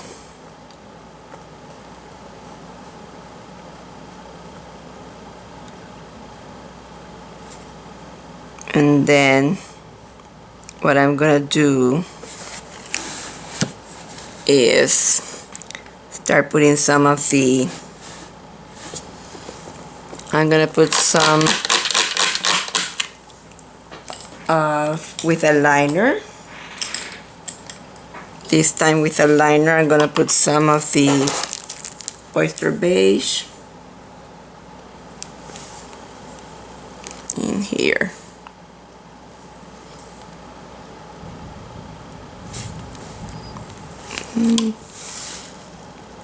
Let's put a tiny bit of pebbles instead of oyster beige.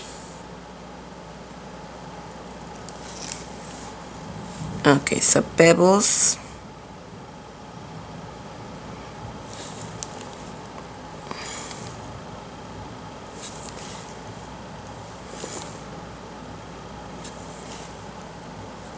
Let's put a tiny bit of pebbles in here. Let's take a tiny bit of the melon.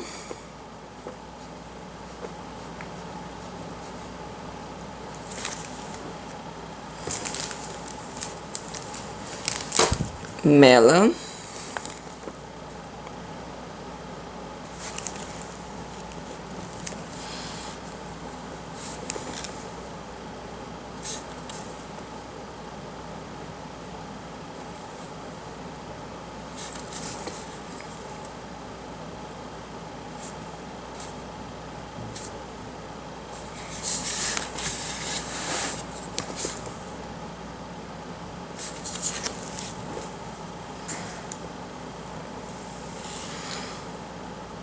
Melon.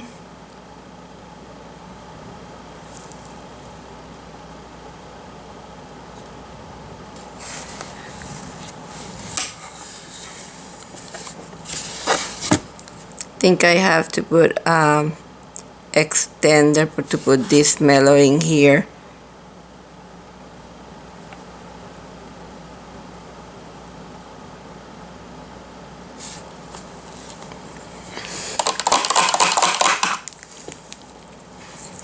A tiny bit of the black plum, soft black, and find some separations in here. There, there, there, and these ones are darker in here.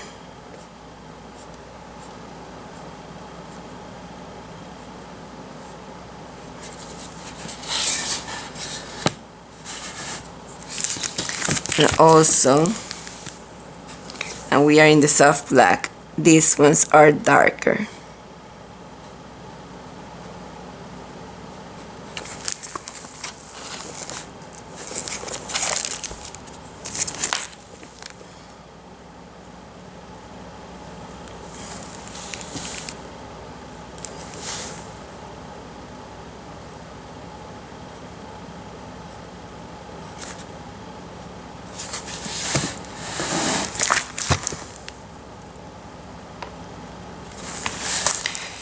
I'm going to dry this, and we're going to put more detail. So we are going to shade these with some extender, and we are going to shade some areas and highlight others.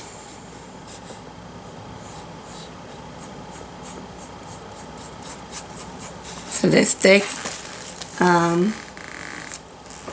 soft black,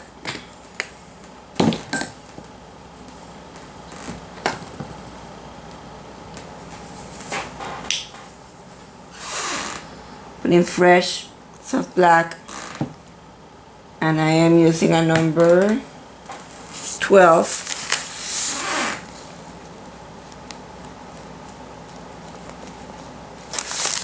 And I am going to shade this in here, starting in here, and I'm going to shade it like that, and in here, and I am going to also shade this in here, and a tiny bit in here. Gonna shade in here.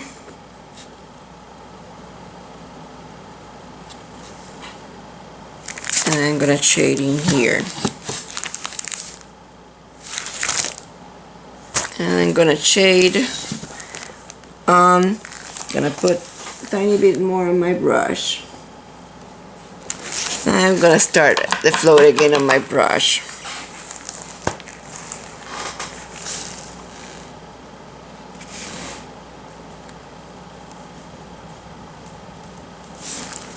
I'm gonna float the back.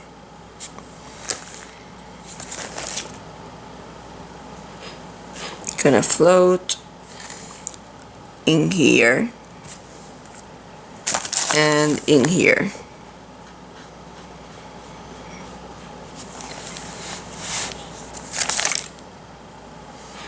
In here.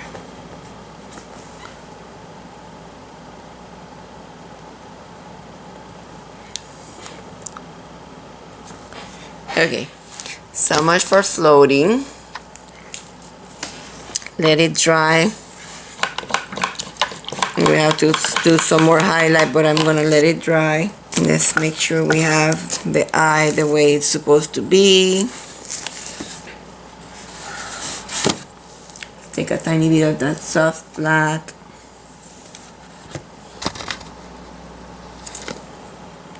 And make sure that this is dark in here. And underneath here is black. And take melon.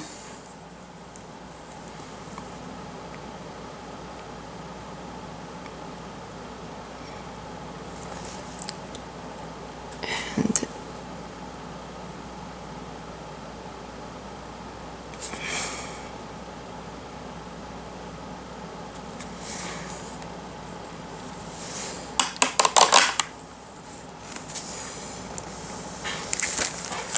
black.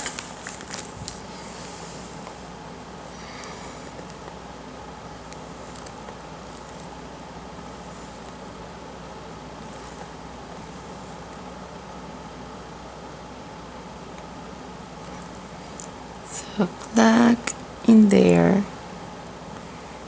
and in here.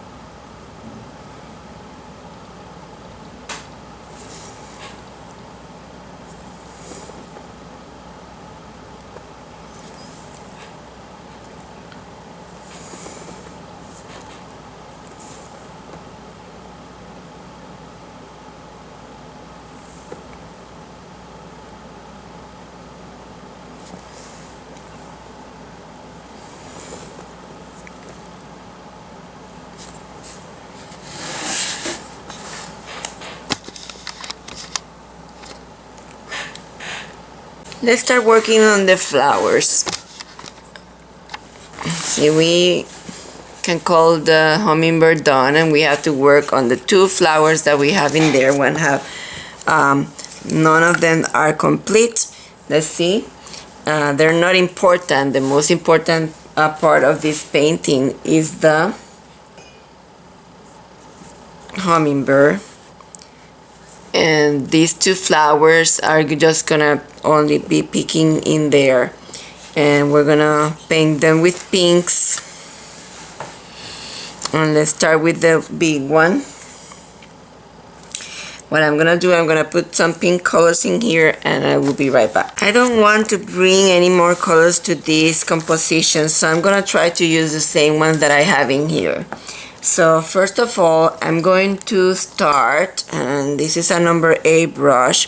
I'm gonna start with watermelon slice. I'm gonna consider that to be my base color for these flowers. So watermelon slice.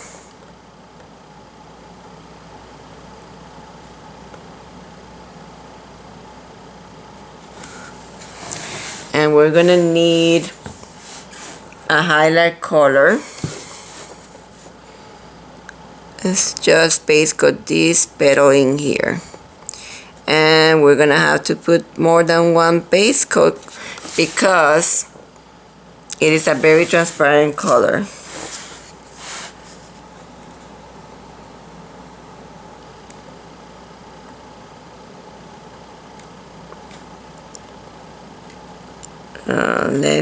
Let that dry, and in the meantime I'm gonna base coat another one in here.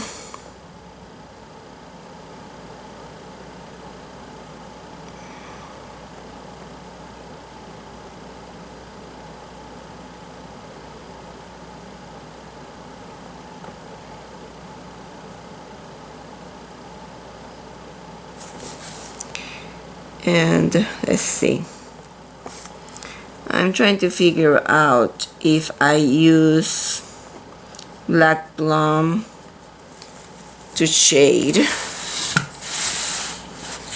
see, I can use black plum to shade. It has a big shading in here with black plum.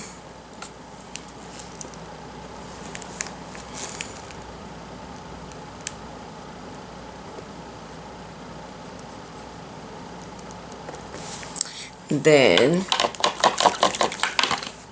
that section is highlighted, so I'm gonna take baby pink plus watermelon slice and highlight this section in here.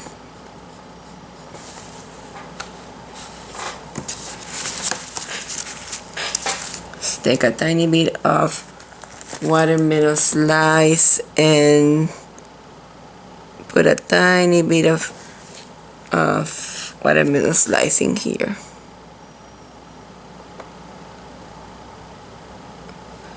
I'm gonna let this dry so that I can reshade and highlight. Let's base coat this section with watermelon slice.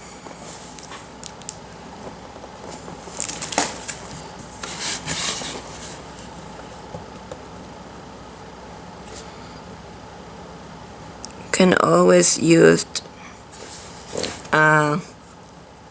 darker red. Let's try rosette instead of watermelon slice. And I'm bringing another color, but see, rosette plus watermelon slice.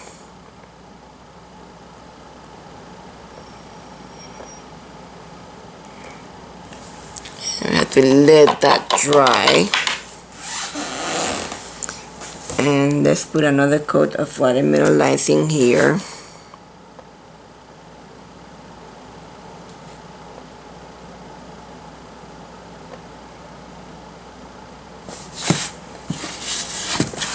And another coat of watermelon slice on this one in here.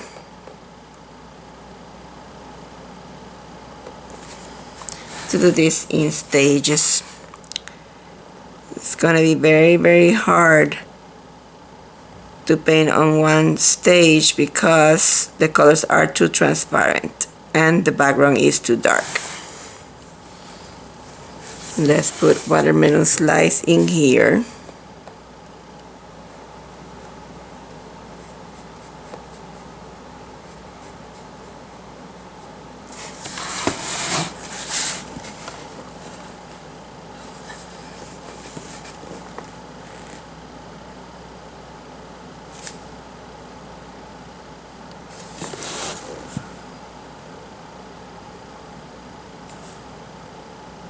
Oopsie daisy.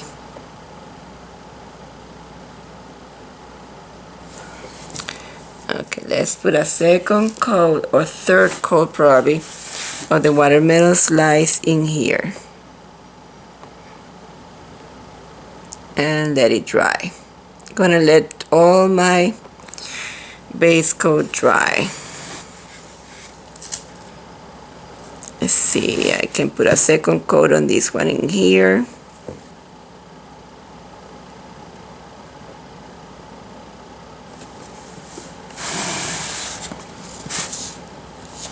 second coat on this one in here.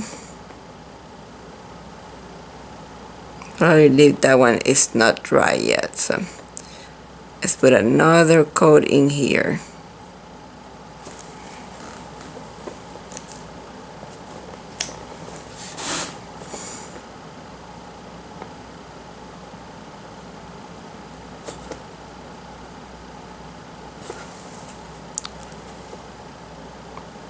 Okay, let's take rosette and base coat this section with rosette.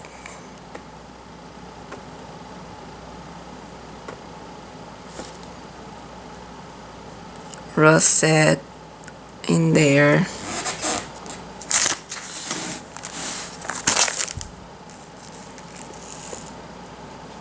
Let's put in here the rosette only in this area, and watermelon slice on the other area.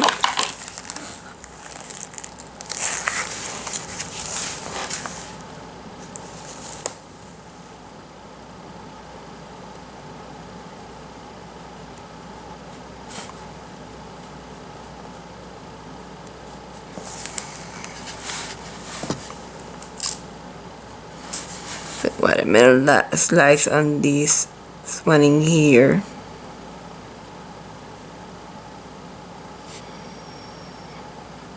And in here.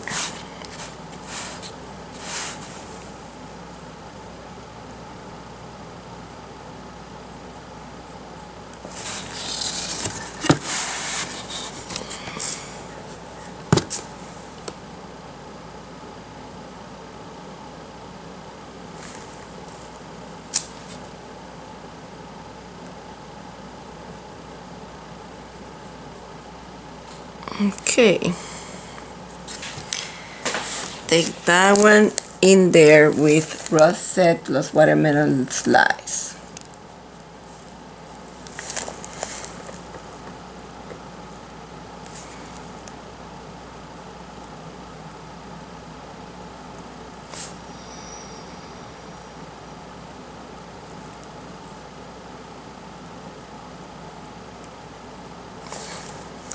Okay, this.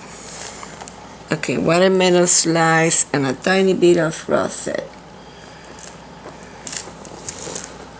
And what I'm gonna do is I'm going to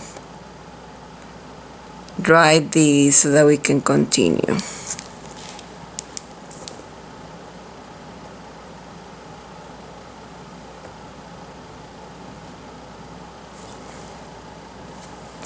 Okay, watermelon slice. Let's base coat the stamen so that we can find the remainder. Okay, but let's take watermelon slice plus baby pink and try to find those.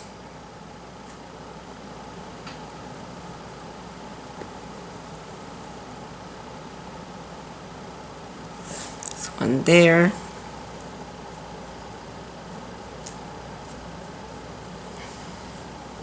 And I'm brush mixing, so that means that sometimes I may pick up more of the watermelon slice, and sometimes I pick more of the baby pink.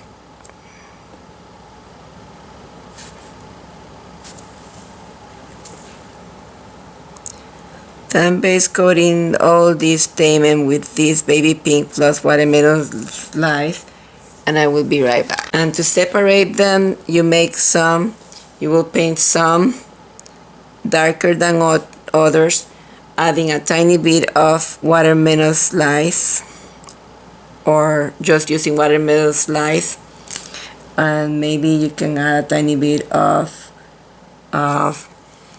black plum. For example, this one in here is even darker. So play with your stamens, follow the picture. This watermelon slice and baby pink.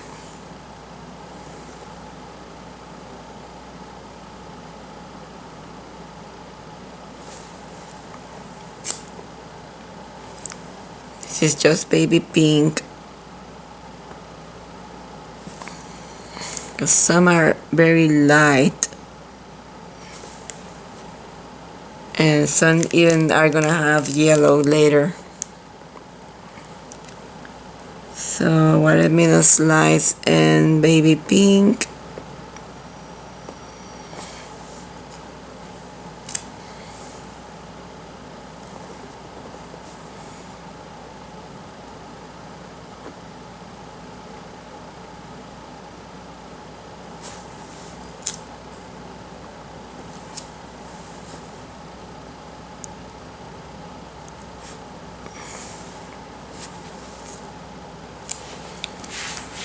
Baby pink.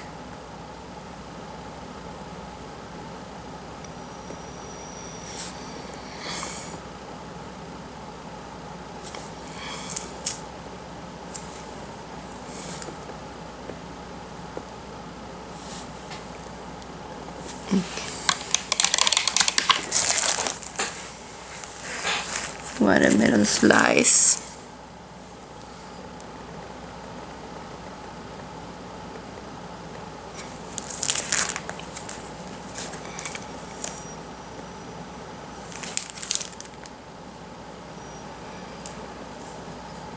Watermelon slice plus baby pink.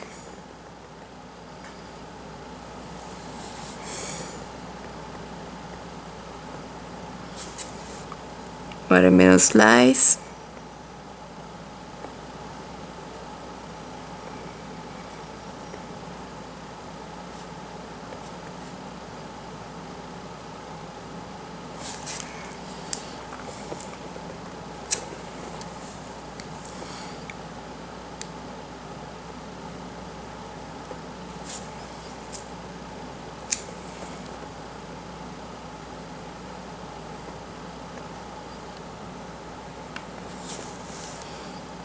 And rosette.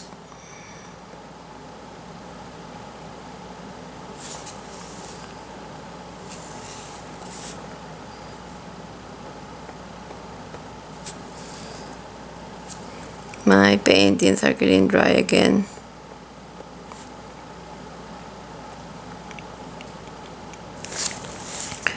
Rosette.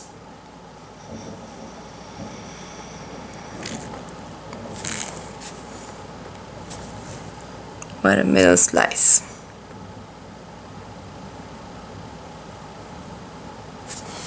Okay, so let's take watermelon slice and finish base coating the petal in there.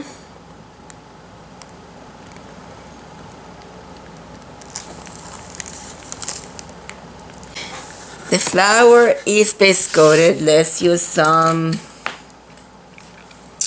of the dry time extender and start highlighting and shading that flower.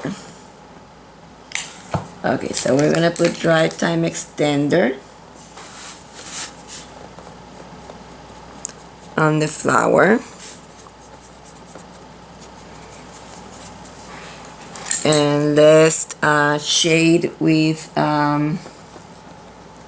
rosette in here. That was the shading. We can shade also this petal in here.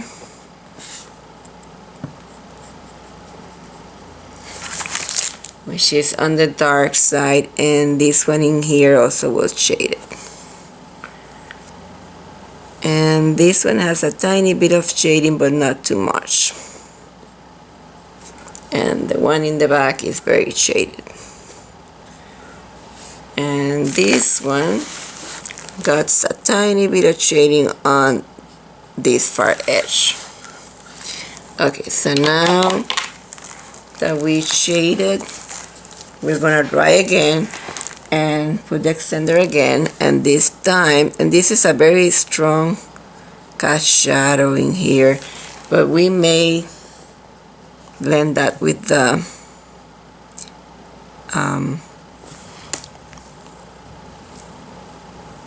watermelon slice and not make it as strong as it is in the photo.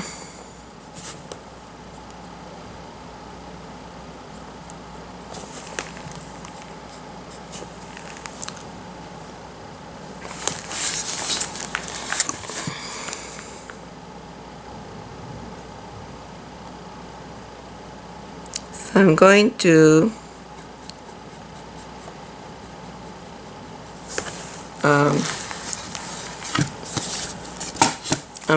to dry this, and then we can hide it again. Okay, while this is drying, we're going to start putting a coat on the other one. And this is watermelon slice. And I'm gonna base coat the other one.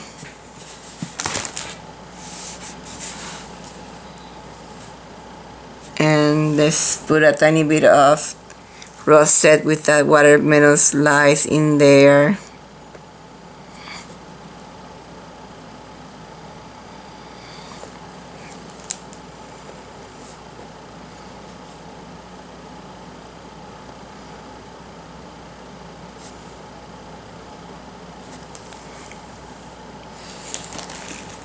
Watermelon slice for this in here, stamens.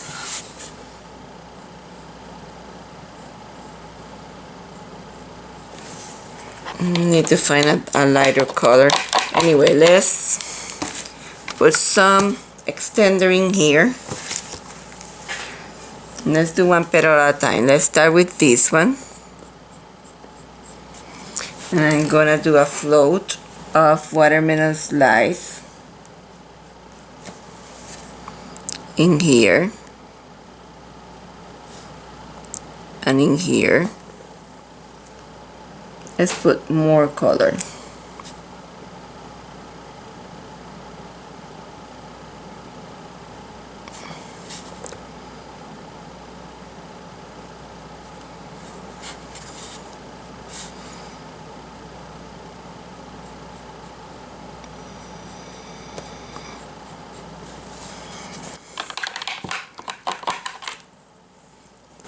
First coat. Let's do the same to the other one. In here, this one. Watermelon slice. And this one.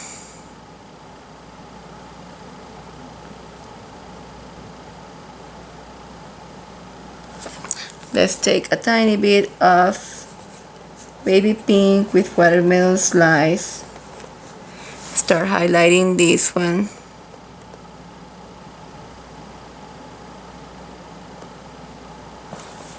And watermelon slice alone on the other side.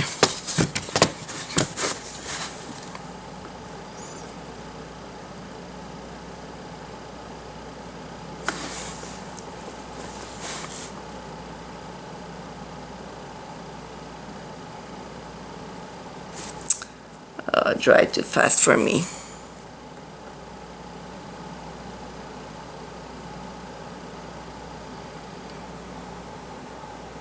And made a hole because it dried too fast. So we have to let it dry and start again on there. And let's put watermelon slice in there. And then we can put the highlight in here.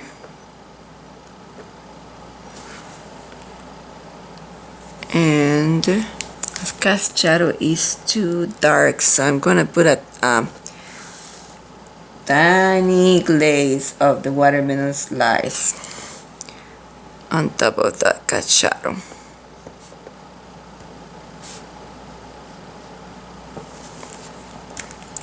And same goes for this one.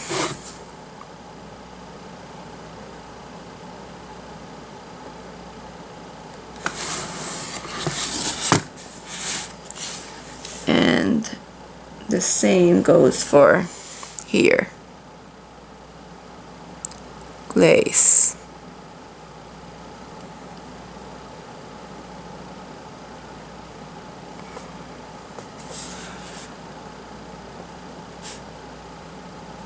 Glaze.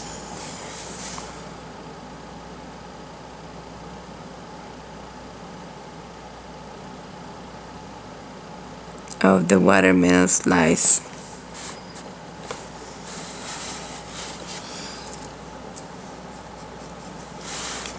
Let's do this one in here.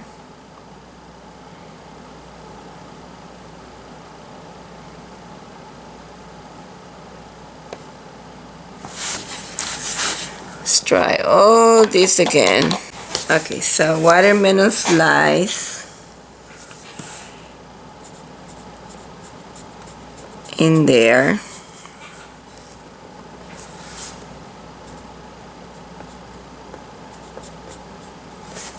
And while that is wet, I take baby pink and highlight that.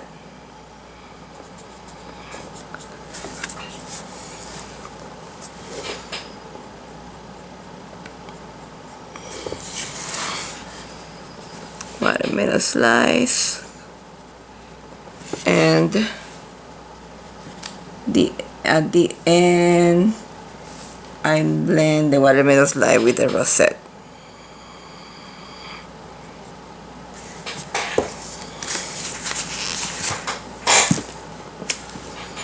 Okay, so that's it for that section. Let's try. It's staying too hot with the blower, and that's why it's drying too fast on me in the board. I have to let it dry then natural instead of using the blower, because otherwise I'll make a mess, and that's what I'm doing, a mess. So I'm gonna stop and let it dry naturally. Okay, let's put here watermelon slice. Wipe my brush and go to the rosette and blend with the rosette on that edge.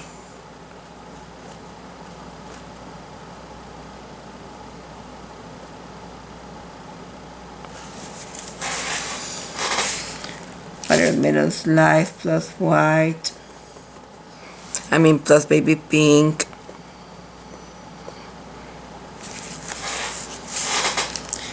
Maybe I should use white instead of baby pink. Watermelon slice for baby plus baby pink. And blend with watermelon slice in there.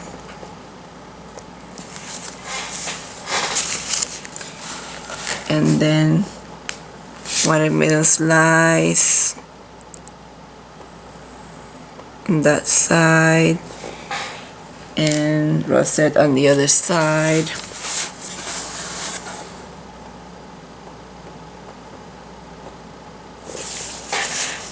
And then with the watermelon slice, I'm trying to follow the colors of the flowers in the picture, and they were not that pretty, and that's why I'm having all this trouble, because I wanted it to do it like the photo. I should have selected some colors that were prettier.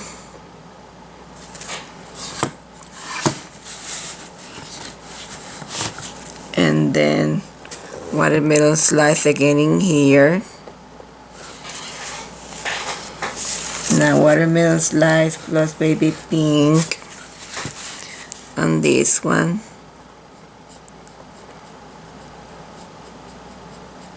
Like that. Again, watermelon slice plus baby pink in here.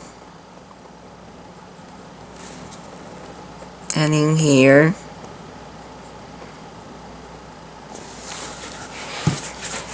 And in here.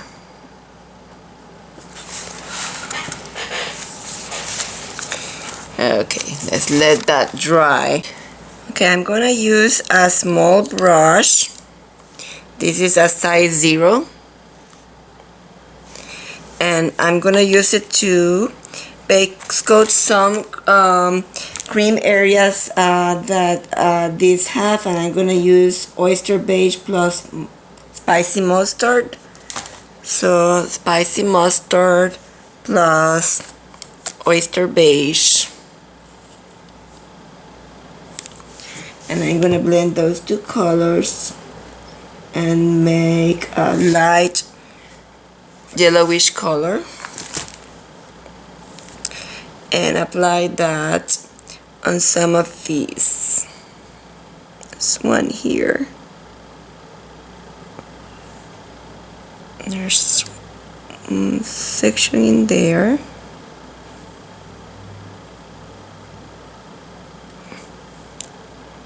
And in here.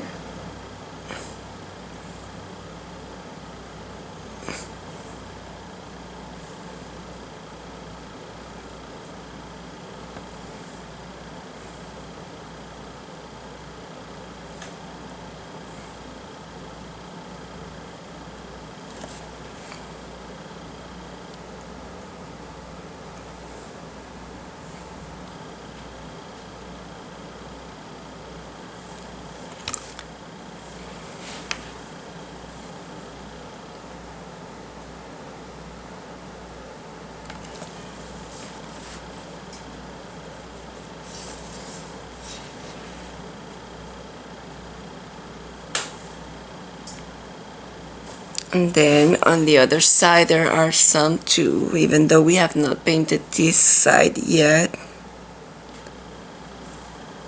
Let's put this tiny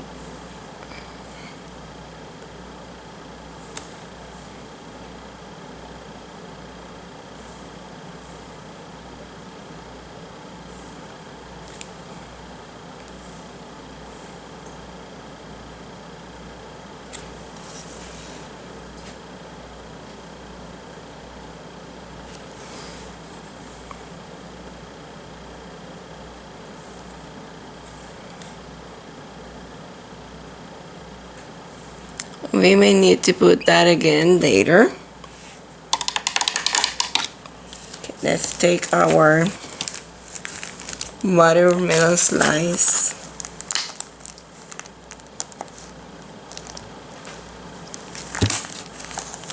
and continue base coating. Gonna base coat with a tiny bit of the, I'm gonna use a tiny bit of the oyster beige in here.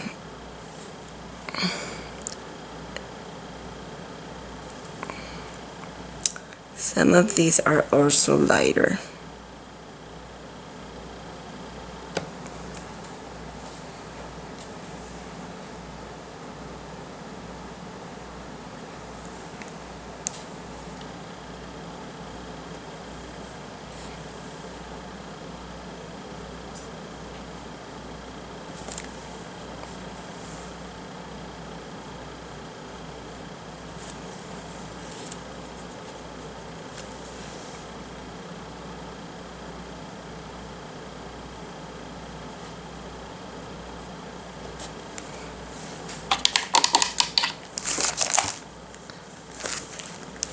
Continue with that same color, the oyster beige plus a tiny bit of the watermelon slice,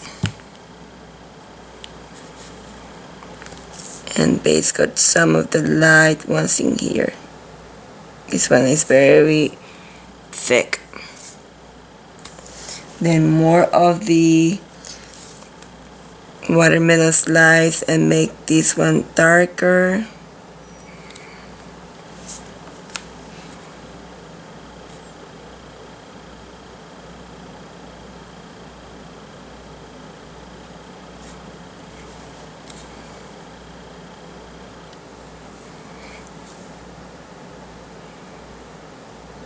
Have to do several coats because these colors are very transparent. And we're gonna highlight and shade. Gonna change to another brush. This is a size 2, tiny bit larger. And I'm gonna take the watermelon slice with a tiny bit of black plum.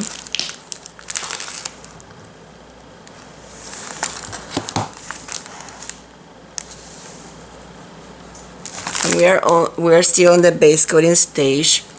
This one in here is very dark.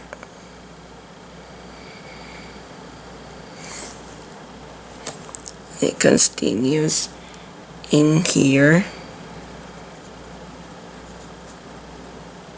This one is more into the shade area. What we're gonna do that we have not done yet, we're gonna tint all these. It's gonna be tinted with the purple colors so that it is more complements more our design. I think it is calling too much attention, and the attention should be on the bird. So I am trying to finish putting a coat so that I can start putting other colors. Gonna take watermelon slice with my dirty brush and base coat this in here. Maybe clean the brush and take fresh watermelon slice, which is transparent, and you're probably gonna lose that in there. Okay, I don't think I see any other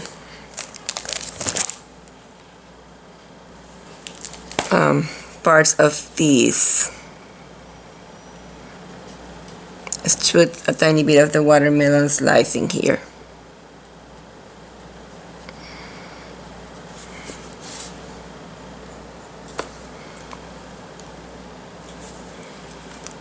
And I'm gonna put watermelon slice on what is left in here.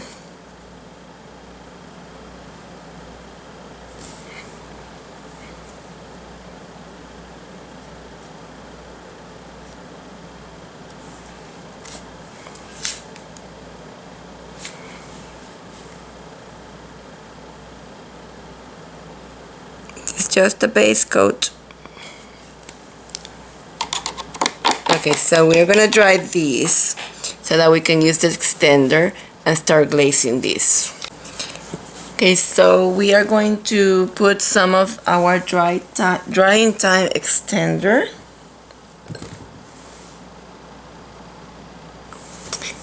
in here,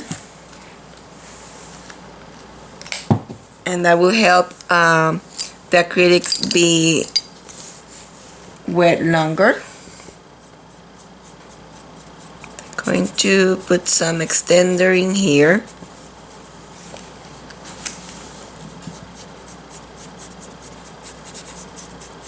Okay, so we are going to tint this with some purple so that it goes more with the colors that we have in here. And the purple that we have in the design is frosted plums, so I'm going to use that one to start with. I'm just going to give it some of these in here. Sometimes you can take the it looks like dragon fruit, but it's not dragon fruit, it's watermelon slice. So you can take the watermelon slice and mix it with that purple, and let's put it in here in this dark section in here, and we're gonna put it also. These flowers, they're in the very, very dark side. So let's tint this with this color. They are not too colorful. Well, they are very colorful in the photograph, but I don't want them to be that colorful, because then it's gonna overpower my design. Gonna take, now that it's wet, a tiny bit more of the watermelon slice and start highlighting in here. Let's see, we can put a tiny bit of that in here.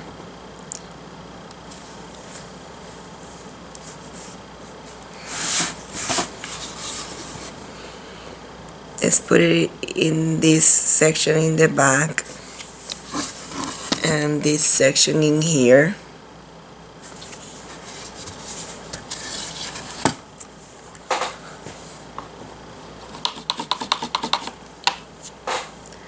Let's take some,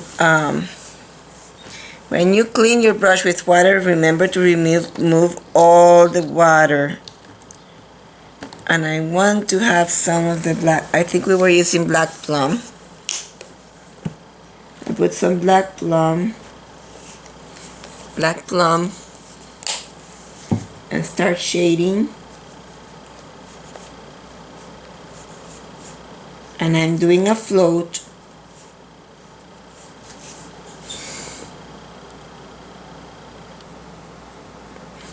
In there,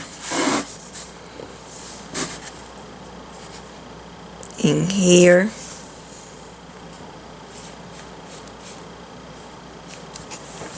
that's how I do floats.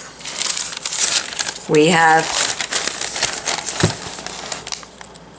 on YouTube many videos on floating, and I think I'm going to have one, and we're going to put one on the website too.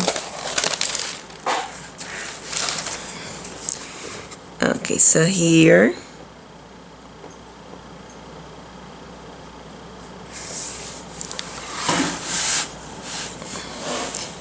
starting to dry, so I'm gonna dry it with the blower and then I can do more. I use the blower and it is very, very warm, so you don't want it to be this warm when you apply the extender, so wait a little until it cools down a tiny bit. And in the meantime, what I'm gonna do is I'm gonna reinforce or give base coat again some of the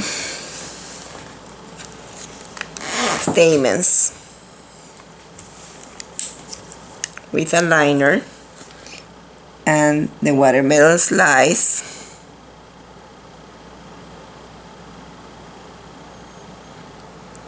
Second coat. Oopsie daisy.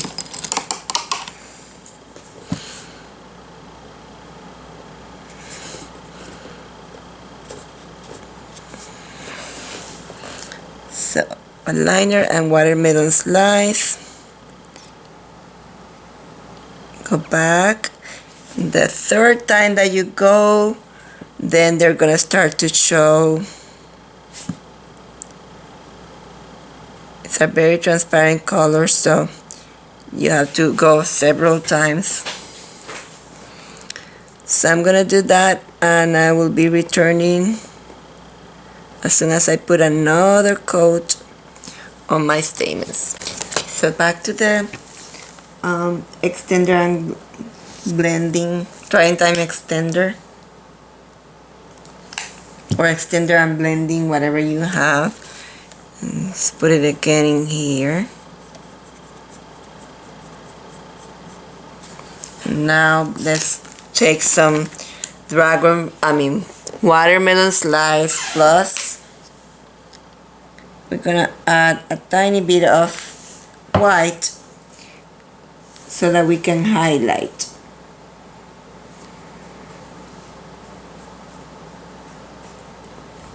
And we are floating.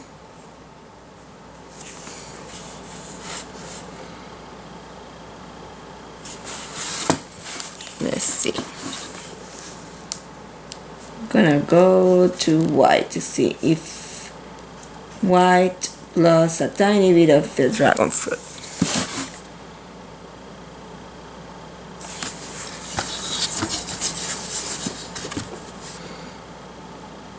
Let's put it in there.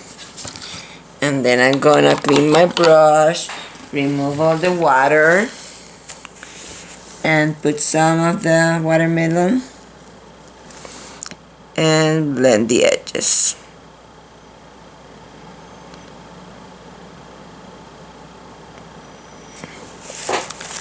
Let me take some white gloss watermelon slice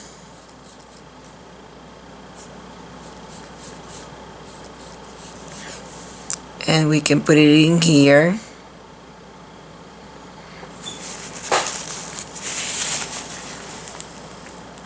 And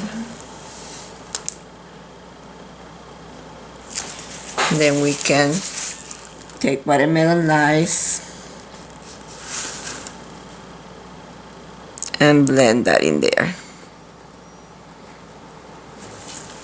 Let's put a tiny bit of watermelon ice on the border of that.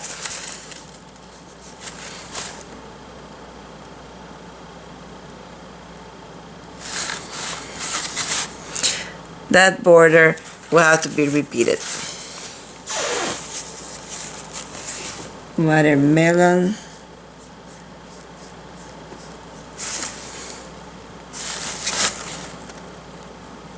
Starting to get sticky. When it starts to get sticky, you have to get away from it. So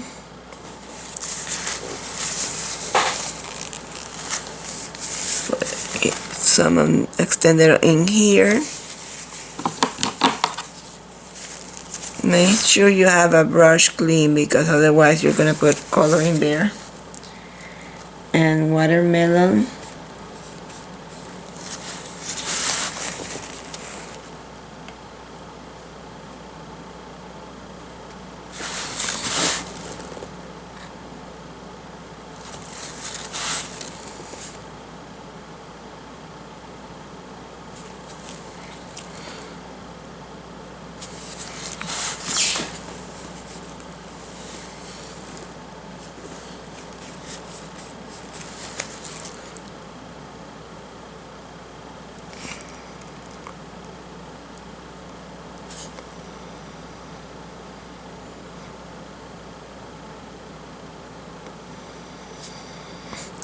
Easier if you put it this way, and then you can put on top the stamens. So I'm gonna let this dry. I want to have some of this color that we have in there. It seems to be, to me, that was added with a tiny bit of the paint spray. So I'm going to put the extender, and then I'm going to take the paint spray plus the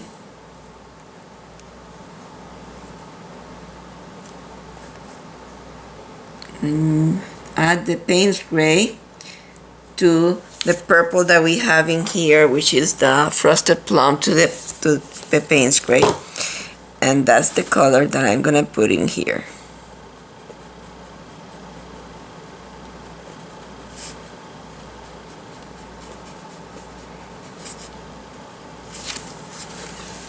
So paint spray plus that plum color.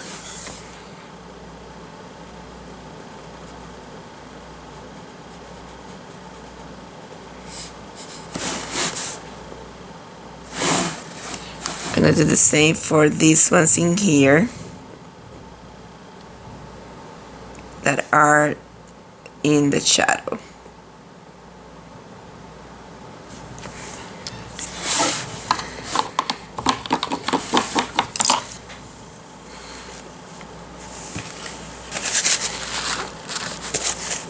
To clean this in here.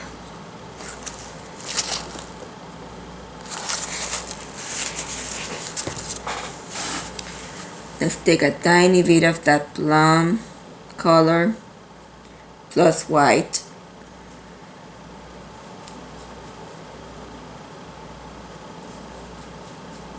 Maybe a tiny bit of paint gray.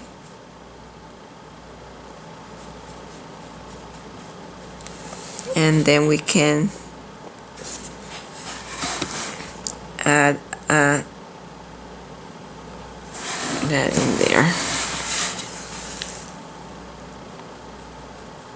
This Payne's gray. Still trying to make this more into that colors that we have in here, because I want to take all the brilliance, and it is too bright. These colors are too bright and they're competing with the bird. So the more gray colors that you add in here,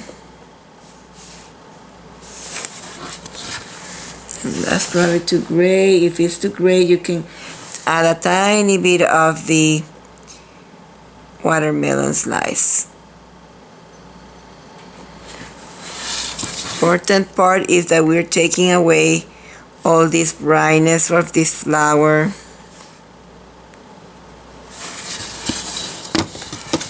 And making it less important.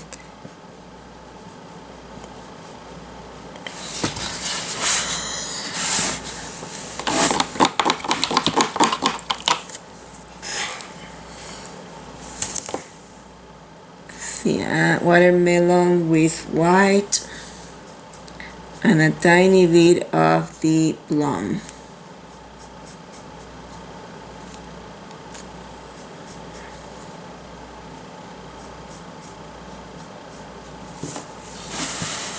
The color that I'm gonna put in here.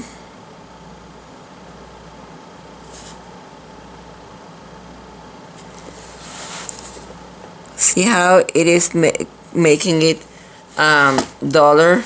It's a duller. It's a duller flower because we don't want it to call attention. We want the birds to be the most important part. I'm gonna let this dry so that I can play a tiny bit more. Still, there's still a very, very bright one in there that I wanna dull with the plum. The thing about this type of painting with the extender is that you have to let the things dry in between. They have to dry and do it in stages, because these paints are very transparent, and you're gonna put the extender and do thin coats of this transparent paint. So I'm gonna let this dry.